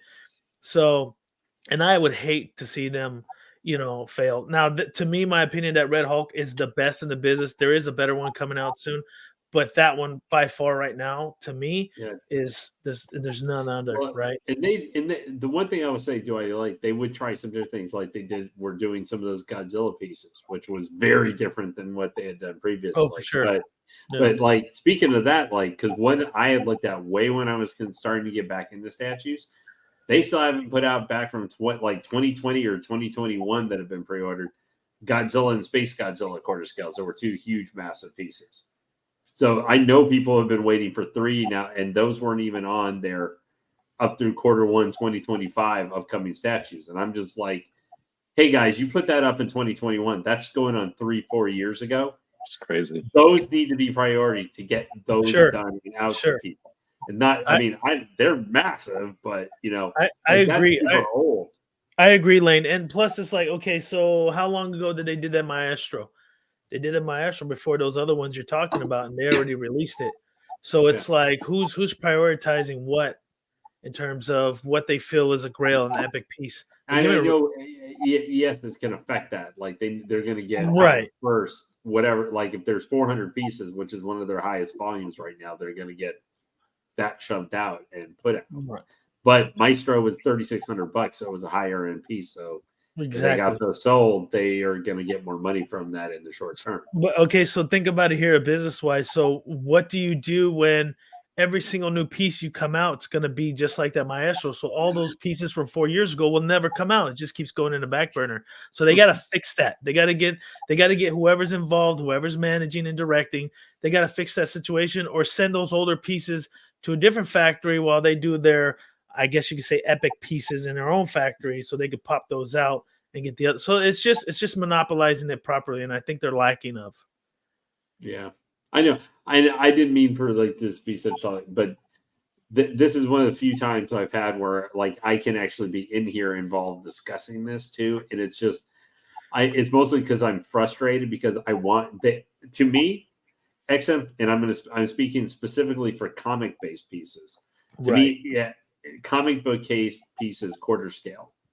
They are the best in the world for doing comic quarter scale pieces, like which puts them to me in the top 3 for total companies in the industry. Now, with sideshows looking like they're really kind of turning the corner with a lot of great pieces. Yeah, they're kind of picking it up for sure. Yeah, but I mean, for the previous, like if you talk maybe like 4 or 5 years before, like 4 or 5 years, they were the guy. Now, yeah, I'm waiting to see. I know they have the X-Force Wolverine is actually being put together right now. That gray suit, Uncanny X-Force Wolverine. I love that piece. I love X-Force Wolverine. I think that piece is going to be a banger when it comes out. Yeah. But what it goes to from what they talked about, stuff is going to be coming.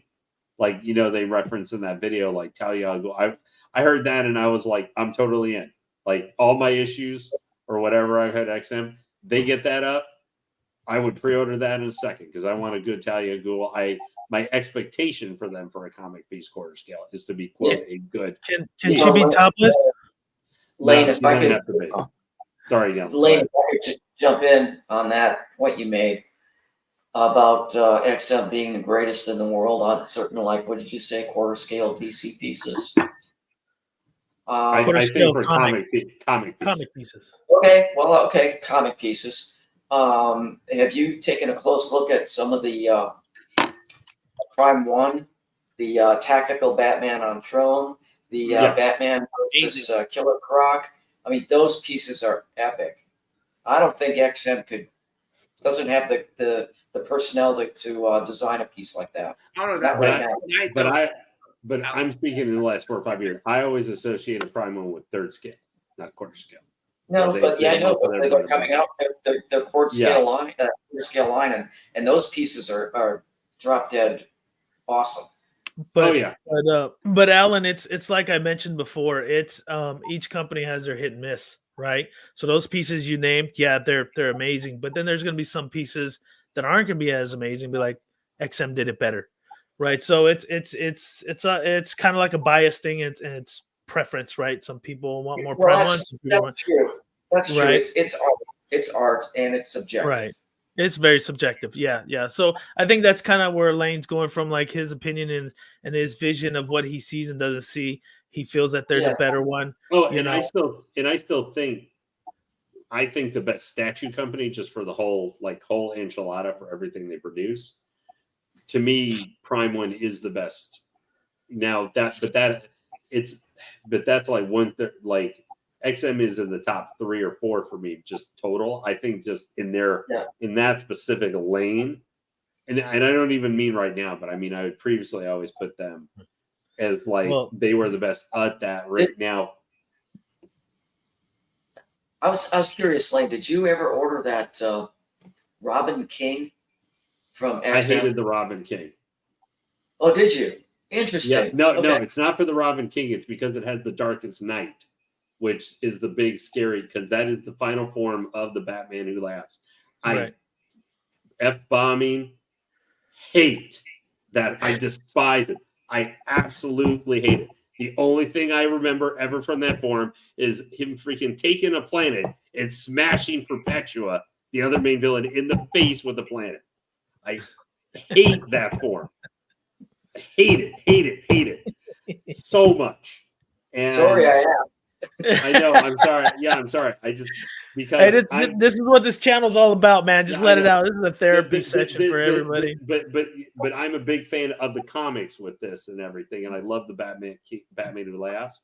That was his final form, like his ultimate final form. He's never main version of him is never appeared again since he got killed in that form. So that is the last time we see the original Batman Who Laughs.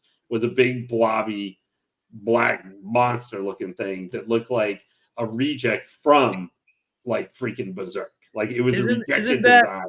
Isn't that a little irritating? But that's why I don't like that piece. It's just isn't that a little irritating that the artists, they tend to do that stuff? Like if you look at Onslaught from Marvel, how many iterations and how many times they changed them, and he just looks worse and worse and worse. Yeah, and the original with the big Magneto hat and the whole thing from the original. Yeah, and then he looks like some type of shellfish from the ocean towards the end. It's like, dude, what the hell? Which unfortunately is like in Marvel. What was it? Marvel versus Capcom, or was it Marvel versus Capcom? He's the final boss, and he goes from being the first form to being the giant crab monster, with big teeth form. But although if someone would do an Onslaught any form, I would buy it in 5 seconds. But that's good to know. Yeah, no, it's just one of those things where. It's just if you're asking me who I think, I lost my train of thought here. Sorry, guys. He's not even thinking. Yeah, I know. No, I just got my thought. You sound like me when I'm drunk, man. No. Yeah, just his anger threw him off track. Let me back up here for a second. Okay, yeah. The reason, but going back to what we were talking about with XM, Robin King has been put up, which it was announced similar time frame to King Batman Who Laughs. I think a little afterwards. It's one of the ones listed for supposedly coming out, I think, Q3, Q4. So that piece has been listed that it's going to be coming. But King Batman Who Laughs is not. It's allegedly coming, supposedly. Okay. Well, okay. I think it's time to annoy Marcos for a while. Let's start talking about J&D. Oh, let's do it. Let's do No. I love it. Let me talk shit. Let me out. Sorry for that. Late night storytelling hosted by Lane Kramer, and we're here for it. Sorry, guys. Yeah, I know. I didn't, Alan. I apologize for kind of getting a little over carried away. No, you're cool. That's No, fine. That's the reason I didn't buy that piece. I love the Robin King, but I hate the Darkest Night. It's a concept look and everything. All I would look at that is want to take it and smash it on the ground. Yeah, okay. Alan, That's I don't think it's $1,000 that for bad. smashing something once. Unless it was broken, they told me how to destroy it and I could make a YouTube video. It's the only time. J&D. what J&D piece, Alan?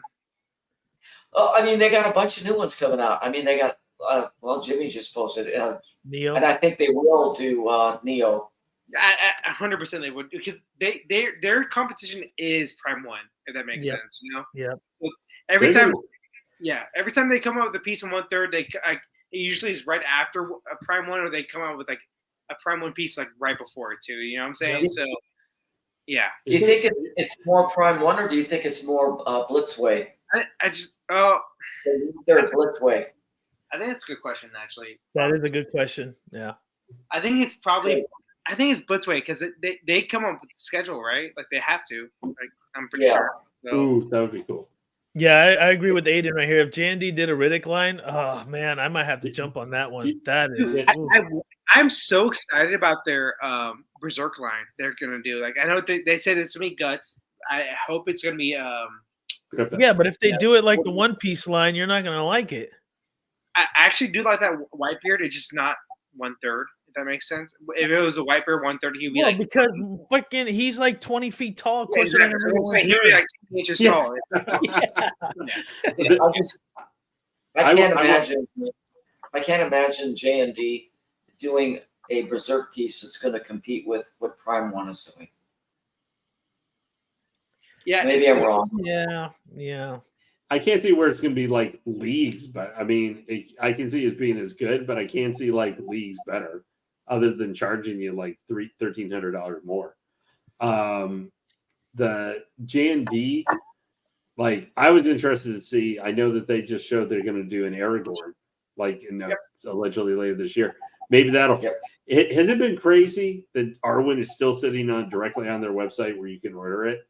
Like that piece just has not been able to move. Maybe that'll finally help it move. I mean, if they drop the price, maybe if they drop the price. That was the piece I remember they came out and saying like, "Why is it not selling out? People buy our stuff. Like you're dumb that you don't buy our stuff." Like, okay. Oh, that was around that time a year ago. Does it feel weird how they're saying they're gonna do the Hobbits? Yeah. I mean, I like the Hobbits and all, but doing 3rd scale statues of them with like rooted hair for like maybe 1,500 at minimum. I want a Hobbit line, dude. Like I love Merry, Pippin, and fucking everybody, dude. Like I love all of them. I see a hard enough time trying to sell an in-art figure of that. I don't know about a 3rd scale statue. I like the Hobbit 2 characters. I like a lot. I could see maybe Frodo, maybe Sam, but like Merry and Pippin, I'm sorry, I just don't see 3rd scale statues. You have to make them in a the Dio. numbers I need. You have to make them a Dio. And Merry and Pip. You have to make them. Yeah, just that maybe like like somehow it's all of them together for a certain amount of money. That's another great idea. I might agree with Jimmy on this one. J&D cannot do Berserk better than Prime 1. It'll be very shocking if they can. And it's one of those things like we mentioned, Marcos. Man, if they don't get the portrait on point, it's not going to look good. It's just not going to work. Another thing is too is like Freddie, you like that Wonder Woman piece, right? Oh, I love it. Yeah. Yeah, but that for not me, not enough to keep it right now. Yeah, you don't got it out. For me, that sword and shield being absolute plastic pisses me off. That's a pain for me too. You're paying a pain for me too. I understand you're paying for the portrait, arms, silicone. Mm-hmm. That shit pisses me off because like you're paying premium, but you get like the switch outs you get are fucking cheaper than anything. Cheaper than Sideshow. Cheaper than honestly. Like, bro, they still made to use actual wood in like Harley's bat for Harley Quinn, so they weren't cutting corners and stuff like that. Yeah, but just like her. That was the deluxe exclusive, deluxe edition, deluxe exclusive edition. I understood why they did it, but I think they should have still given you an alternate one where I can just set it up to display it like I did with the shield. Because they didn't want to do anything heavy because it's 100% silicone, which I get. They didn't want to have the arm rip and then it's a bigger problem if people trying to send it back. Because So In my opinion, they designed that particular piece we're talking about, the Wonder Woman. Yeah. I think they designed it wrong. They should have put a metal armature Yep. inside there, and Yep. then built the silicone around it, and then it would have been able to support yeah, a metal sword and a decent shield. But they made it to where the arms are just like solid silicone, and they can't support the weight. because in their mind that all they were thinking about was, hey, first 1/3 full silicone. I think that was like their primary focus, and then anything after that was just like, hey, you know what I'm saying? But I agree with you, Alan. They should have done that, and I don't think that was their like main objective. Well, You know, That's what happens when you have lack of engineering. You know what I mean? Yeah. That's all that is. Like if you had a good engineer out there with these sort of things and understanding how the stuff happens, then it would be. Well, let's just say, for example, and I know they test this in QC. Let's say the plastic sword was too heavy and ripped the darn thing off. Then what? Then what? Back to the drawing board. So you know, Alan's correct. You know, you need to sturdy it up a bit and work the silicone around it and sculpt it that way. No, and what what I was talking about, the Deadpool piece, that XM piece, like it's scary, but like it's surprising how I've had it for close to a year now, and it's still there.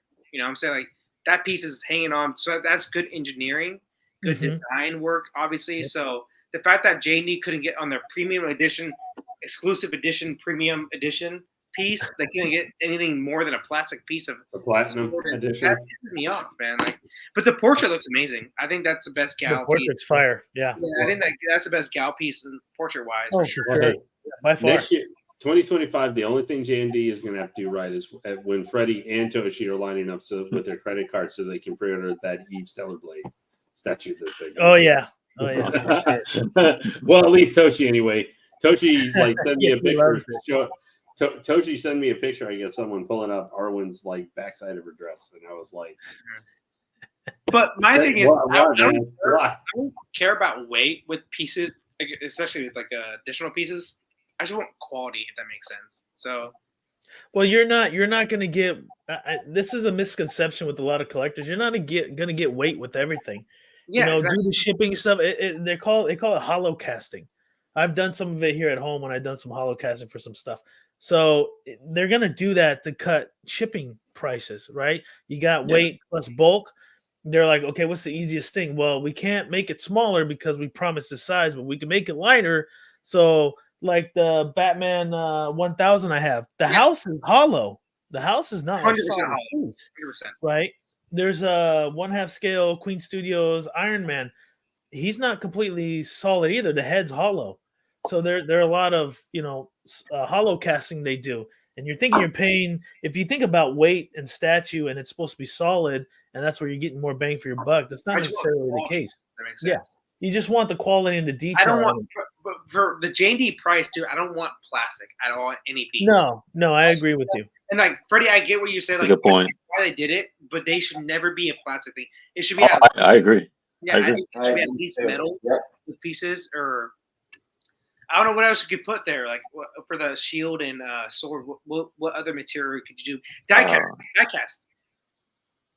Well, yeah, the Prime 1/2 scale Wonder Woman that I have, that whole sword is metal. Yeah, it's there we go. Casted. That thing weighs 10 pounds. Yeah, and then Alan, you said with the Conan piece last night, the 1/2 scale, the PCS, like you wish it was metal. I think it will be like a faux metal, like what that Deadpool piece is. Like it is. It feels like metal and it's cold like metal, but it's not metal. But it sounds like metal too. I don't know. It's so weird.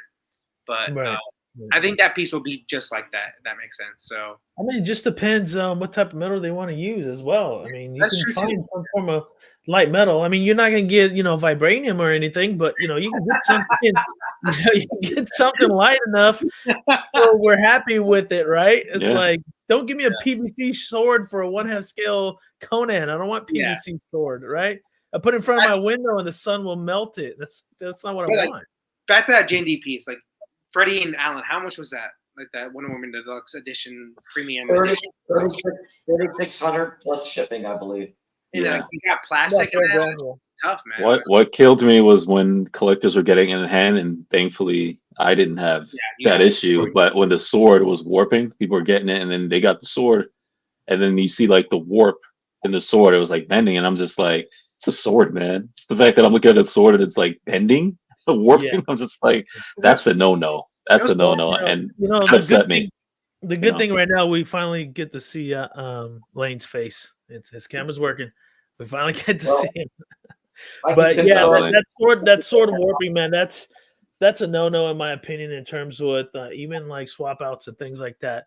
If you're gonna have something like that, it's got to be something very rigid. And yeah, I get the idealism. It's like, okay, but you're gonna display it in a house. Well, if you're in a third world country like I used to live in Brazil, AC ain't gonna keep up with 120 degrees with the humidity through the roof. So you got to have something a little better for some of your pieces, right? Mm-hmm. And for you to have a piece like that and your sword starts bending, it's like, what the fuck are we doing? Yeah. I can confirm that my sword is straight. There we go.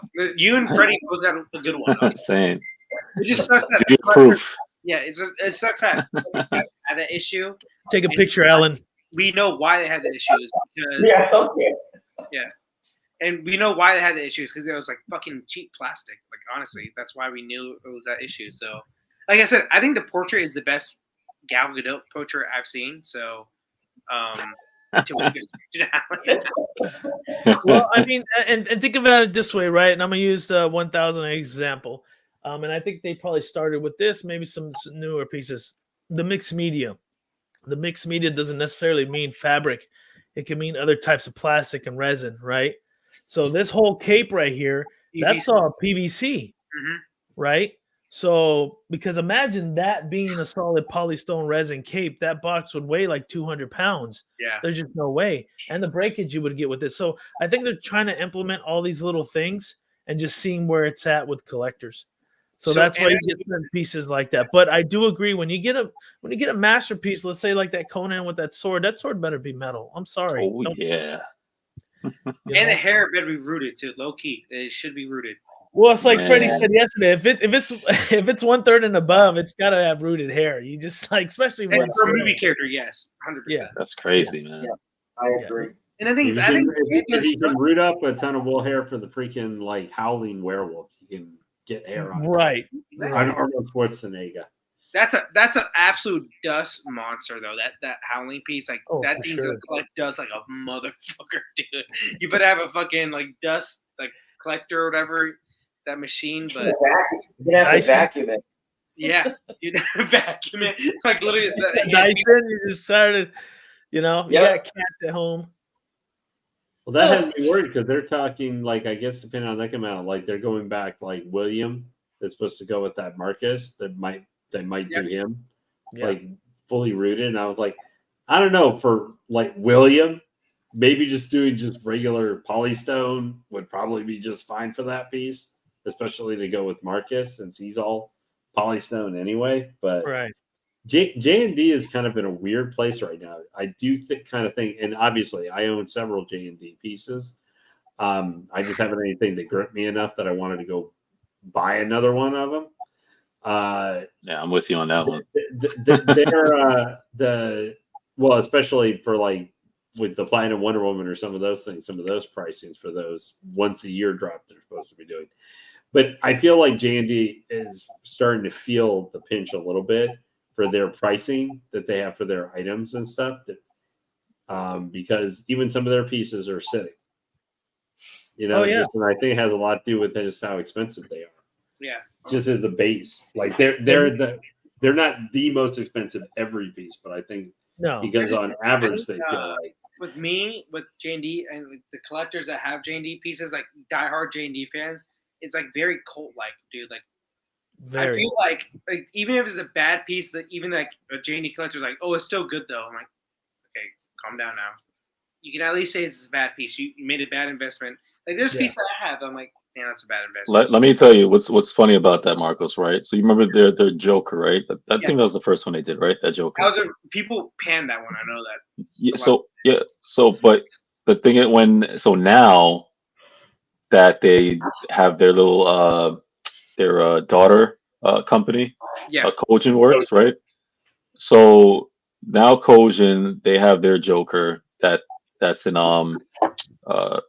production or whatever. They're producing that, and the 1/3 collectors who have that Joker, right? Now they're saying when they see that one, they're like, "Hey man, can you give us an alternate head just like that one that looks like that one?" And they're like everywhere, like, "Please, please redo. Let's give us another head or make another Joker with this portrait." And I'm just like, the cry for that is so crazy because even they know that first Joker was not It wasn't good. that good, right? Even so that there's a custom person out there just doing the Joker head in silicone and rerouting the hair and painting it, right? And he's like selling it off right now, and it looks way better, Way better. than the original one. It's So like miles ahead of it. Yeah, for sure. Yeah, it's crazy, man. I was just like, if that head was on that one, I was like, I may consider, just by how good that custom one is, but you got that piece, that J&D piece, because their whole point is like 100% realism, like that's their marketing like pitch, obviously like that Joker is bad, like 100%, like the likeness. I remember Art Satcher Collector, he did whole reviews, like he basically said it's not good. Like that's where he was being very nice about it, but he's like, it's not a good piece. To me, the likeness, how I always say it, I'm like, that's a true 100% artist rendition. Like that's how I view it. I'm just like, that is not Heath Ledger at all. Like to me, I don't see anything with Heath Ledger. Like that. Freddie, if you can acquire that custom head, then just pick up the body for cheap, and then you'll have that piece, right? Yeah, if I could do that, that I would do. I mean, that's like the easiest way, because the piece is not that great, so it's going to sell cheap, and you might pay a little extra for that custom head, but you get the masterpiece you want. Because I don't know if J&D is gonna go back and do that joke. I don't know. I mean, it's possible because to me their 1/3 looks really good. I don't know. I mean, their 1/6 looks really good. I don't know how Lane feels about their 1/6, whatever, but. Is it the best Heath Ledger likeness? No, but I think it looks really good. Way better than their 1/3 comparison, because like Hot Toys 1/6, their recent that Imposter Joker head sculpt actually came out good.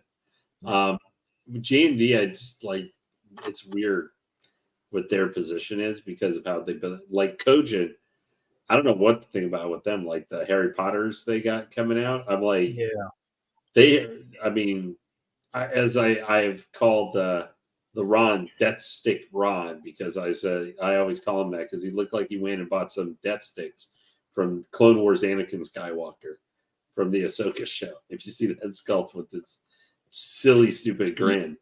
Yeah, I've seen it. I don't know. There's something in translation to me with their silicone process. I don't know what it is. The Harry looks decent, but Hermione and Ron, just something because of the smiley expressions, look. Because it looks Uncanny Valley, too real, right? It's just I don't know. It looks good though. I think it looks good, but I don't think it looks. It's just creepy good. Like it looks weird. But like to buy all of them with the rooted hair, it's like $1,600. It's like the same thing, like getting up there with that the In-Art Joker 4-pack that you're having to do for the Joaquin Phoenix. Because you're paying that silicone tax. That's all it is. I think it's more the silicone tax than it is the rooted, because all these companies, the Blitzway, Prime One, they're 1/4, and you have Hot Toys or whatever. They're doing rooted, and rooting is not. It's not costing us an arm and a leg. It's when you put that silicone with the rooted hair. That's what that price jump is all about. I look at it, but I don't think they're way better than In-Art. And I'm not a big Harry Potter guy, so I wouldn't, they're way more than I would spend to get those. And besides which, if I was getting Harry Potter, I would get the older, like probably Goblet of Fire or something along those lines, one of the later stories. That's the whole series. Yeah, or Deathly Hallows or whatever. But they're at kind of a weird point with their statues, and I think where they're trying to, I don't think they should have tried to get into 1/6 scale, especially they're getting in much even later than In-Art is. But those collectors are more so for like those custom collectors and statue collectors who wanted to get in on that really than us normal 1/6 collectors. That's why I don't normal. I'm not sure. yeah, that's why I don't get to like, when it comes to that, as far as like most of the 1/6 community, like, how could you? What are you doing? I'm like, it's not for you. It's for those custom collectors who spent 4,000 already on a custom piece, or for those statue collectors who's like, I only do super realism. Oh, now I can finally get into 1/6 because this is as real as it can get. That's for those people, really. I agree. There are.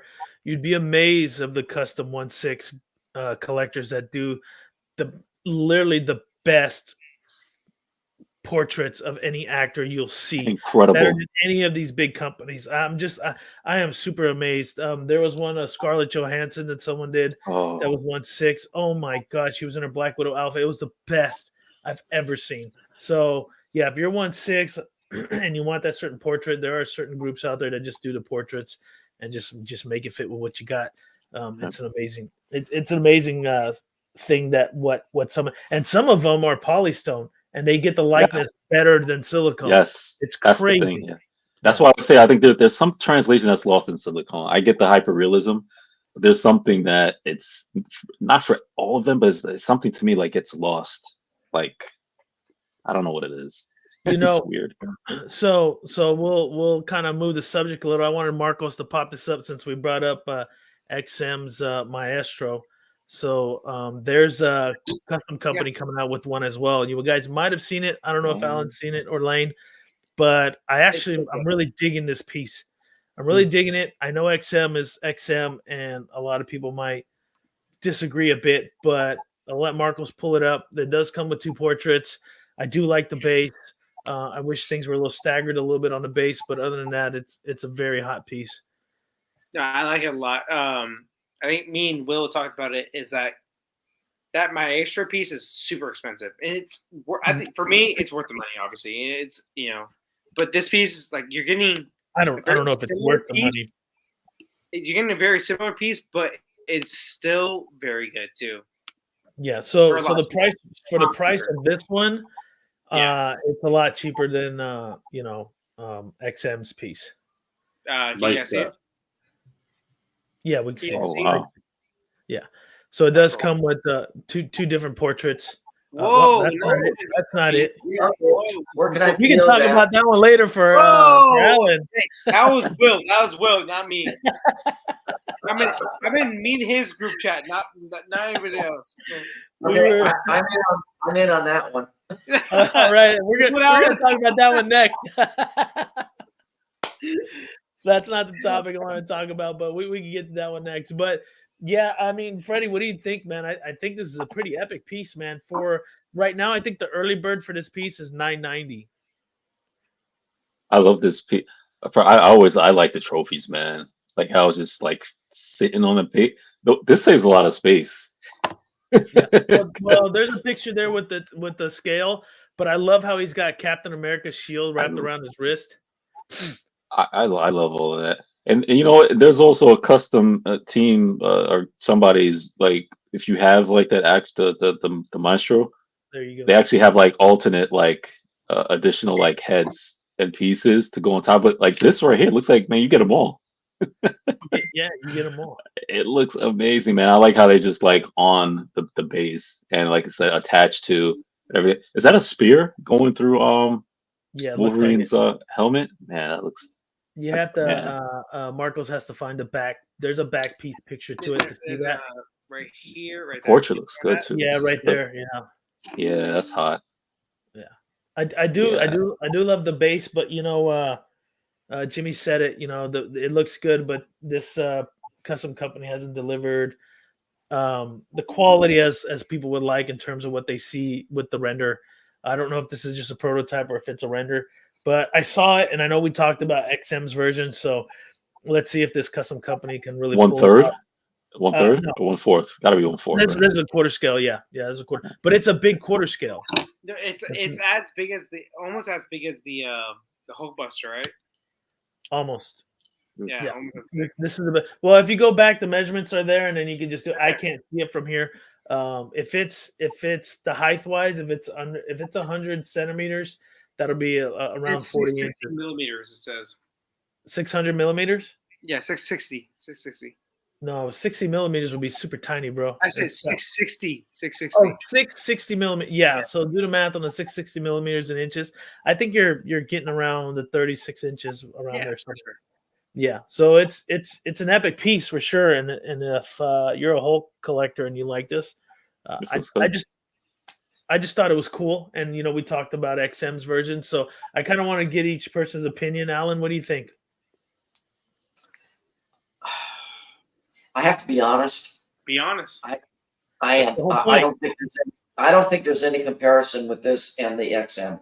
There we go. I think the XM piece has so much more presence, and when he's sitting there, it's just an attitude. You could see this attitude in the character, and it really comes through. I think XM knocked it out of the park. I didn't even know who Maestro was until XM released pictures of that piece, and based on that alone, I almost PO'd that piece. The only reason I didn't get it is because it's a big piece, and it takes up too much room. But with the canisters and the way that they've got him sitting on the throne, and the thing is like a turntable, you can position it, and it's got a light up. I'm in love with the XM one. I don't think I would really consider this one, but that's just me. Would this be like I mean, because for example, I'm not a throne collector, but I do love that Maestro. So this piece would be more up my alley because it's not a throne piece, because I don't collect thrones, So in terms of comparison, it's a great piece. Based off Jimmy's comment, I don't know this group. I've never done a review from their product, so I'm just gonna just take his word from it. And we'll just see when it comes out. But yeah, the Maestro XM piece there's just so much going on. Yep.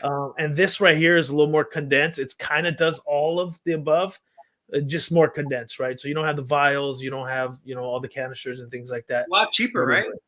Oh, way cheaper. Like, so early bird $9.90. If you missed the early bird, it's gonna be like $11.90 or $11.50. So Right. it's right. It's kind of like on the lower end price of a standard quarter scale that you'll get out there, because most quarter scales are 1,200 and up, and this is kind of like beating that price range for if you want a good Maestro. And there's not too many coming out, so I think this is a good choice.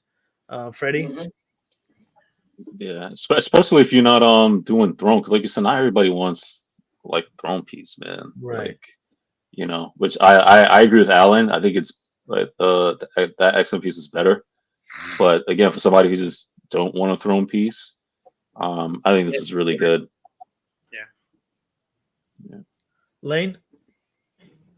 Yeah, for me, I think it looks decent, but I'm going to be with Alan here, man. I like the XM piece way better. However, if you don't have an entire table that you can just set aside for that piece, because I wouldn't get if we're leaving out I think the B version is the one that comes with all the canisters, like the full edition. Right. I could compare this more to just the version that doesn't come with all the other extras, but even then, like, it's sitting in a sentinel hand before standing on a mountain of probably should be decently to well painted skulls here and stuff that this one's on. Mm-hmm. But like I think it's fine, but I think the XM crushes it. Like that, I think that's the best Maestro that could ever get made.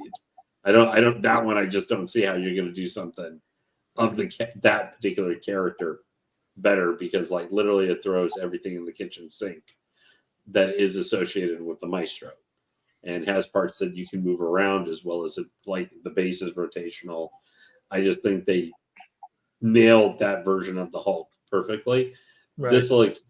Now this kind of fits because it feels more like it's from the trilogy of comics that were about the rise of the Maestro and everything. Yes. Yeah. When he's a little bit more hulky still in the right and stuff. Yeah, the XM version is more of like he's kind of established himself, and he's just where he's already been ruling for decades, basically. Yeah. So they are slightly different in timeline versions of the character. This is when he's still more like kind of the Wild Hulk Savage kind of feel. Yep. Which they do nail that look and everything. And I still like some of the things like they got the Juggernaut helmet and stuff on the top part of there as the base. So it's good, but this is sometimes when you're going to run it into. I still think there are a lot of really good customs. Sometimes the licensed ones can go that little extra farther. Sometimes, not always, but sometimes. But that one's also like $3,600, and this one's under around $1,000. So yes. So it's this is not a space hog. Yeah. And it it's still big. It looks big, so it's still going to take up some space. It'll take space, but this is kind of one of those options where you have the option. It's like, XM, I can't do it, I can't afford it, and I'm the type of guy, you go big or go home, so I'm going to want all of it. And then you see this piece, and you're like, I do like this more savage version in the comic book. If you read the comics like I have, and you'll be like, so it's preference, right? Like I said, throne version, non-throne version. So it's very preference. If XM can do a non-throne version and wipe this one off the floor, then that would be great for someone like me, because like I got the Red Hulk, I got a Green Hulk on PO, so it's like this would be perfect for my collection. Marcos, I know we talked about a little bit, but what's your opinion for the group? I think the piece is pretty good. For the price, it just depends. That XM piece is so good, like we all said. It just depends on what your budget is, because what is the XM piece? It's like $2,200 off the top of my head. Depends. Yeah, it depends. I think it's like around $3,000. Around 36 for the entire. Yeah. So that's a lot of money. Obviously, that's a lot of money compared to what is this at most? $1,200. Yeah, after the early bird, it's going to be about $1,190, $1,150. There you go, and then plus shipping, $1,200, $1,300 at most. So if you're a big Maestro fan, and same with Alan, what he said, I did not know who this character was until that exit piece. So I looked him up right when I saw that piece. I'm like, oh, looked him up. Cool character, awesome. Glad someone's doing a cool ass statue about it. But yeah, for me, if I'm money cautious, for sure get this. But if Maestro or Hulk is your favorite character, man, that fucking excellent piece is just so hard to beat. So it's epic. You need the room though. You're gonna have to use a coffee table. You need a table, or I don't know. I collect anime statues, so like anime statues are that big too. So right. Like a 1/6 statue is that big, which is crazy, So okay. Well, I mean, I just felt that I think you guys should take a look at it and see what you're feeling, and I appreciate everybody's opinion. Like I said, I think it's a great piece. Is it better than XM? Not quite, but it's like Lane said, it just depends on the history behind what you're looking at and where they were going with it. So, great awesome piece. Now I know this next piece, Alan was super excited because Marcos showed him a teaser, but I have something behind that, and that's why I sent it to Marcos. So Marcos, can you show the clothed version of that and just kind of get the opinion of everybody? We kind of saw, yeah. I got it right now. Are we talking about the R? Rogue. Yeah, Rogue. Another custom piece, Rogue. And I got something to piggyback on. I just wanted some context on it. So there's two different portraits. Obviously, there's a clothed version, and you guys saw the non-clothed version, which I wasn't really sure I wanted to show, but we accidentally showed it. And this is the Shenanigan channel, so screw it. And Alan got super excited and read. And he just got like, That's an X-Men piece. Yeah, that's Rogue Savage. So I'm out because I don't collect X-Men. But what I say about this, like, we're shenanigans, but I want to see it anyway. Yeah. Let's stop talking the whole time, so that's a good thing. Like we just kept talking. So it's a good thing. Yeah. So God put Jimmy put non-clothes all day. But would the Mrs. Godlike prefer that version to play. So That's a big question. this just to pop up on a feed today, and I kind of want to piggyback off something because I had a question for the group about it. So this is Savage Land Rogue. There's this portrait, Marcos. I think there was another portrait. There's 2 portraits of the piece. That one's actually screen accurate, I believe, if I remember correctly. So there you Oh, Whoops. So Marco's going a little too fast. So that's the non-clothed version, and that's the base. It's got a dinosaur head. Yep. Obviously, it's Savage Land. And there's the other portrait where she's like the classic There we go. '80s with the hair. I don't know. This if the version was backside not in the just quite comics. similar, but yeah, that showed a little bit more booty than the comics. So obviously, the new rendition of the X-Men '97 Rogue doesn't have that lower proportion of her. She's very flat. But this piece, she's very well proportioned. This company is doing better and better every time I see some of their product, the skin, the texture. We can't really zoom in on it, but they're doing really good. So my question was, there you go. There's kind of like the 90s Rogue hair. And I want to kind of ask you guys what you guys think about this piece. But the bigger question is it worth it?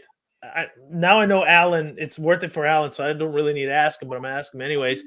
Is it worth it having a separate nude portrait with the clothed portrait? Because this company is very big on that, and he gives the collectors the option to have both. Now, as an artist, like as collecting art, I see everything as art. I don't see everything as X-rated. So art is beautiful. It's very different. It's very extravagant. There's all these. So when I see these pieces, I see art, but some people don't. So where do you guys fall in terms of having statues with a separate bust that's nude? In terms of not having nude, Freddie, what do you think? Well, I was in Brooklyn Museum last week, me and my kids, and you go in museums that have statues and stuff like that. I'm like, this is, paintings. I'm like, the new stuff. I'm like, that's art. You know what I'm saying? When you look at like, David's pieces and paintings and all this other statues, I'm like, that stuff has been done from like BC and all that other stuff from before. To me, this is art. Like the whole new. I know how some people are. They can't. But I'm like, come on, like you're just being a prude. Because I'm just like, our kids, they see this stuff if they read in history or they go in museums. You're gonna see statues with like nude, and I'm looking, and I'm like, my kids are like teenagers, and I'm in a museum.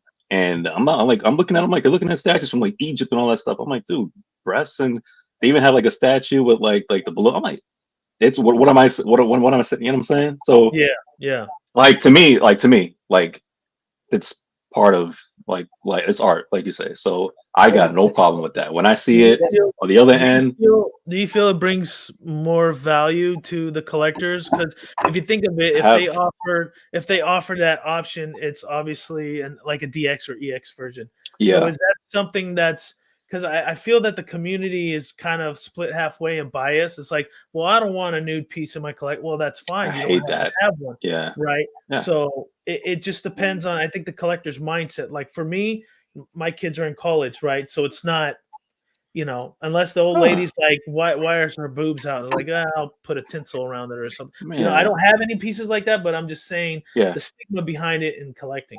I know, and it sucks. And I think I 100% think it depends on the piece as well, and like what's happening. Like let's be real. So Savage Land. Yeah, something. Yeah, exactly. Something like that. I think it's great that they're offering dual pieces. You know what I'm saying? And again, like Savage Land, the whole point of that. I think that's a great option to have. That you get the dual option, and I'm all for it. So like, I'm not one who's like against that stuff. I'm like, hey, if you can, give us the dual options. And first of all, X-Men '97. The people have spoken. We've all have cried. Please, in the next season, please fix Rogue. Yeah. That's what please. The people have spoken. Come on, it's everywhere. Like I know you hear us. Fix it. What do you think, Alan? I like the piece. And as far as what Freddie was talking about, you go into a museum and you see old masters paintings and there's nudity and so forth. It's part of our culture. And if that offends you, then don't go into a museum. That's all I can say. Right. But as far as I've had 4 or 5 or 6 ARH Studios pieces. They're not around any longer. Right. And Great pieces, too. all of their female pieces, you could display them in various stages of nudity. Right. I didn't have a problem with them. They were beautiful pieces. I've since sold them all off to make room for other pieces. But as far as this Rogue, no, I think whoever the commissioner is, whatever, I think they're doing a good job with it. I don't have any problem with it. I didn't realize it was Rogue, so I don't do X-Men, so it probably wouldn't be anything that I would purchase. But it looks like it's well done. So congrats to anybody getting it. It's a nice piece. Being in Savage Land, I'm actually surprised they still got clothes on. They have a show. I think it's called Naked and Afraid. Right. Everybody's just out in the wilderness and they're doing their thing. It's the same. Look, you're out in the wilderness. That's what it is. I'm like, you're trying to survive. You ain't worried about talking about. I like.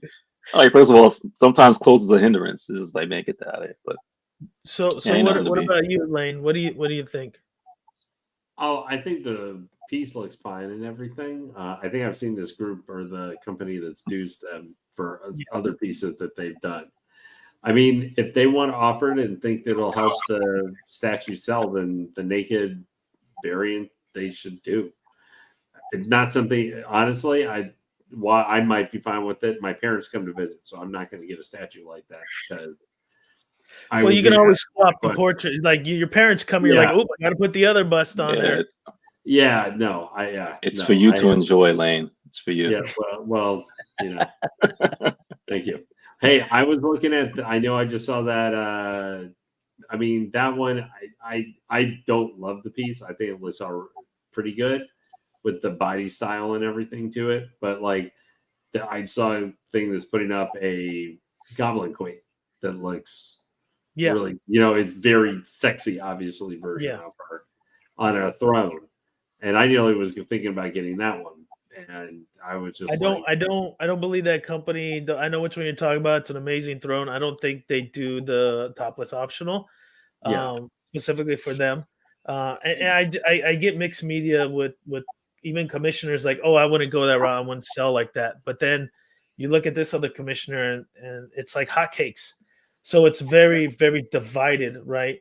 So, but it's like I mentioned, it depends on the collector and how they view collecting. Like we're collecting. You get what you're comfortable with.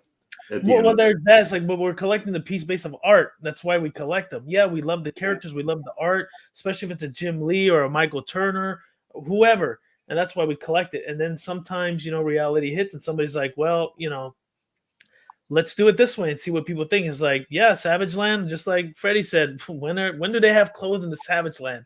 Like barely any time, right? Maybe when they're fighting. You're always guaranteed to be 50% naked in the Savage Land. Yeah. Like that's how everybody rolls out there, whether you got scale, skin, or something else. Mm-hmm. Right. So I mean, it fits. I think it's fine. I don't know. I am from a very conservative family. Like my parents, everything are very conservative with skin, just they are. I'm not super conservative, so it would maybe depend on the piece too. If there was a replacement like torso or something like that is more revealing, and the look fits the statue, I'm not going to say I wouldn't do it. Like is that piece Siren? She naturally in pretty much all the media she's in. Yeah, there's nothing covering up her chest. She is. Let me ask you, what do you think about what do you think about a topless Conan? How do you feel about that? Oh, I love the big muscles, man. I think his breasts are bigger than Rogue's. That's what I know. Those are some mighty man boob pecs there. They're still bigger. They're still bigger, Lane. Yeah. But if we got Apocalypse versus Rogue butt version, that I don't know if anything would top the might of that rear view. But I don't, all this discussion with the sexuality of like these art pieces, it plays into the same thing for how you feel comfortable. What is overly sexualized in like comic art or all that stuff? People argue about that kind of stuff. Right. I think having the option should be there for a piece, especially because, guys, I mean, whether you consider it art, or you consider it sleazy or whatever, if especially for like kind of a custom third-party piece like that, they got to do what they can do if it'll get people to help sell units so that they can stay around. And maybe the next one they do, is a male character or doesn't have, for whatever, it's a space alien or monster or whatever that wouldn't have that viewpoint. If it help them sell and finance, so they can do other pieces. Other projects. And I say, other projects, just do it, man. Yeah, at the end of the day, you want these groups to be around. I think what you said there, I believe this group did pitch that rogue scene where Apocalypse above her and she's on the ground. But a lot of the people somebody they said they didn't want Apocalypse. That's just saying. Well, all I'll say is that we got freaking Jacko posed freaking Thanos, and people bought it.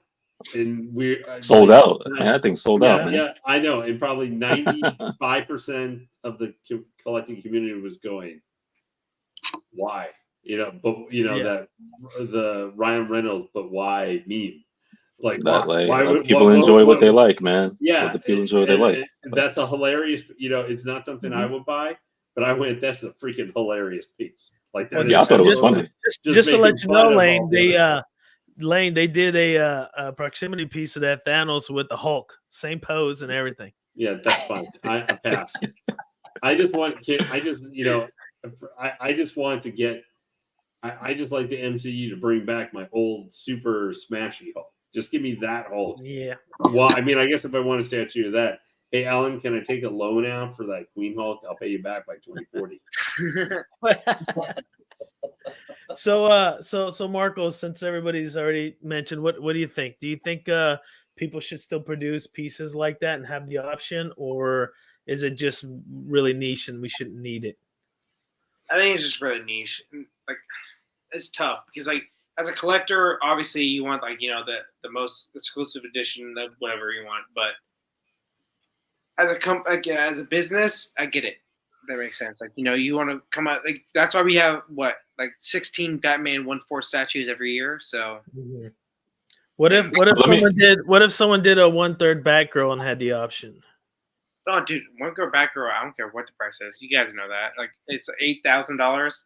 Buying it. So like, and with the option, with the topless option, you're just gonna go for the DX and get it. Topless, I'll get it just to have it, but it's not like a thing that I would like, And that's kind of my point. That's what my point when I come at with is that if you think about it, all of us are pretty big in collecting, and Freddie said it. If you're gonna get it, you want to get the big one, right? You don't want the regular edition. You want the DX edition. Right. So if the DX edition happens to have it, well, then that's what I'm going to get, because in the future, if something happens, you have that resale value. Oh, no, I'm selling the DX version. Oh, you're selling. Oh, OK, I'm more interested. I've had regular versions that I struggled to sell for a long time because they were just regular versions. So there's that caveat as well. Right. So it's either your ego kind of, I wouldn't say your ego, but kind of just your, the way you feel about the piece in terms of the nudity.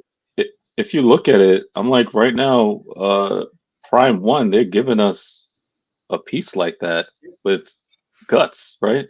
Like, not just that, they're putting out another that Swan on Throne is partial. That's what I'm saying. So I'm like, again, that's art, right? That's part of the story. So I'm just like, why is it that we can be okay with that, and then but some people, are going off as far as why are we getting it on this end? I'm just like, to me it's the same thing. I'm like, you're getting it in that form of media. Like, why is that fine? Is it different? Is it different to some people's eyes? That's what I'm saying. I don't see. That's what I'm like. And again, I'm going off of like people like me. I think it's fine. What I'm saying, if that's what you like and all this stuff. But for those people who are just, oh no, why are you doing this? You can't. I'm just like, but that's that guts thing. That's from actual comic. Prime 1 license is giving us that. And again, that is part of story. That is part of art. That is what it is. I'm like, you gonna cry because we're getting it? I'm like, no, we're getting it in our media. So, I just think it's fine. And I'm not gonna tell people if Wayne wants to put that piece in his house. I'm just like, dude, it's from a story. I'm like, if he wants that in his house, he can put it in his house. I'm like, he reads the comics. He wants the piece. I'm like, it is what it is. It's art. It's the same thing, although maybe not as revealing. It's the same thing like where we're discussing for different options or stuff, or if the sexiness of the piece. I mean, it's not really different than any licensed piece that has, like Cyrene or Slan or something like that, or PCS Vampirella, the new one. PCS with the other Vampirella. girl. Yeah. Oh God, yeah, that one's like super sexual. I mean, that one's super. Or even not maybe quite as much, but in the same vein as the Vampire's Lust or that Succubus. Those are very, maybe not showing like nipples or something like that, but they're just as provocatively dressed and just as sexualized, more sexualized, I would say, even more sexualized than the Rogue actually looks like. That they're very obviously with the art style and what they're attempting to do that those even Sideshow did a piece. It's probably been about 5 or 6 years ago from their Court of the Deadline. It was Galavarb, the mermaid character, and her top you could display it with the top on or the top off. Your option. Yeah. So it just they even had a top of one of the more cartoony, but that devil, I think it was a devil girl or something like that they had. Yeah, she's on her knees, I think, or something. But I mean, so I think them doing that for variants and stuff is good, is fine. Like I said, I don't understand why. Oh my gosh, they did this, so whoever the customer or whatever shouldn't do it. Like it's morally wrong. I'm like, nah. Like people, but I want to. Is Prime One minds what they want to do? Like, is Prime One going to give you that guts piece with an alternate, or that is what they're giving you? Just that version straight from the comics, because that is literally what it's taken from the source material. Now you can make an art. Now here's the one thing I would say where I could see with how like that Rogue and stuff by having the alternative torso or something, where Rogue, I guess you could make kind of the thing where she's being sexualized, even in a way she was not in the source material. She was never naked, or displayed in naked that far in the comics. So I could, from the source material, so I could see where you could say they shouldn't be doing that. But most people wouldn't know, and neither should it matter, right? You know what I'm saying? Because if you see that guts, 90% of people don't even know the story or or read it or anything like that, right? It's just most of us geeks. You know what I'm saying? Right. So you see that. It's the same thing with Savage Land. Like you don't know, but that shouldn't matter, right? I know, but I'm just saying where I can see someone making the argument about that, like what's the difference kind of between even some of the like now you can't apply that to the like the Succubus or the Vampire Lust ones, because those are original things created by Sideshow. So it's not like there's a source material they're taken from. Other than we know in media how those things can be presented. We all know what succubuses are about. Yeah, we all know what they do. We know. The one true effect on both Japan and here has been Morrigan's effect on how we look at succubi. Yep, Morgan. For the last, there's a reason she's been in more guests and is more known about the 20 billion pieces of art that have been done of her over the last 30 years. And then why she's in everything in all kinds of different media. And there hasn't been a game of her actual since like 1995 or something. Yeah. So, I as long as the piece comes out looking like the render or whatever that looks is, if it comes out looking good like that, the entire thing, go for it, man. And if people are willing, if you're starting to get where people say aren't pre-ordering enough where you meet your goal or something, then you might have to read, like, is this actually worth trying to do this, or should we just do? Yeah, the fortunate thing for this group and this commissioner is, He has no problem selling out. It just sells out. Oh, like I'm sure. hotcakes. Yeah, It's it not sells out like surprising. hotcakes. So it's like it's one of those things. It's like that's why I pose the question, even though it's just us here, and each of us have our own valid opinions on it. And I'm with Freddie on the opinions. Is that we all know sex sells. Maybe Yep. it's not canon, but we don't know if it's not. Maybe Marvel decides to do an X-rated version of Savage Land cartoon, and next year they're running around Mhm. like Heavy Metal. I mean, we've seen Mhm. Heavy Metal. Remember from the '80s? Oh So yeah. then eventually it gets canon, and then you're like, well, now I got a piece that's canon. It's just everywhere, right? So it was a good topic to bring up because I've always wanted to see where people's reaction was because I always seen a lot of negative reaction. And I'm from Brazil, and Brazil, we're kind Oh, of really skimpy. We have a lot of skin to show. Yeah, So 100%. same in I Europe. yeah, I Yes. honestly have no issues with it. But I do get some collectors, if you got smaller daughters, 8, 9 years old, and they're not, and you're more conservative family, things like that, and you may not be yourself because you have a different upbringing and you want to display it. I see the struggle there. As a resale value, I always go for a DX or EX version because that's just what sells the most. But just to kind of I just wanted to kind of close that off. We are hitting the 2.5 hour mark, and I know some of you gentlemen are further away from I am. So we're gonna Marcos is yawning there. I'm not bored. I just wake up at 6 a.m. every morning. I'm tired. That's all it is, man. Not that I'm bored. Trust me. No, it's fine, Marcos, and I know you got to get up. You got your thing. Yes. A plus did put. I've owned the XM Hulkbuster, War Machine, Sentinel, Dial, Ghost Riders, Thanos, Death, and Wow. Shogun. I do wish I still had those, and also Maestro on the throne, but that requires a gallery. And he's right. I know You- Aiden had like some life events that happened to him, but his collection was so good, dude. His collection was epic. I do want to say thank you everybody for joining the chat.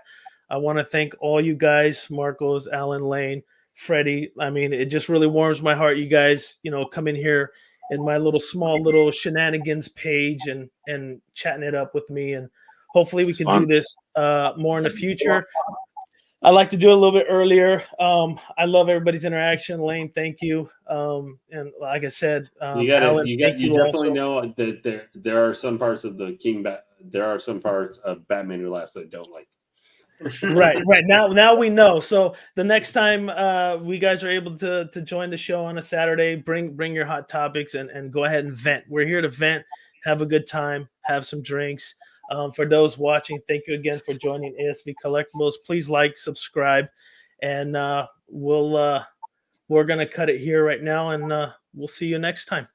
Thank you, everybody, so much. Thank you, everybody. So. Take care.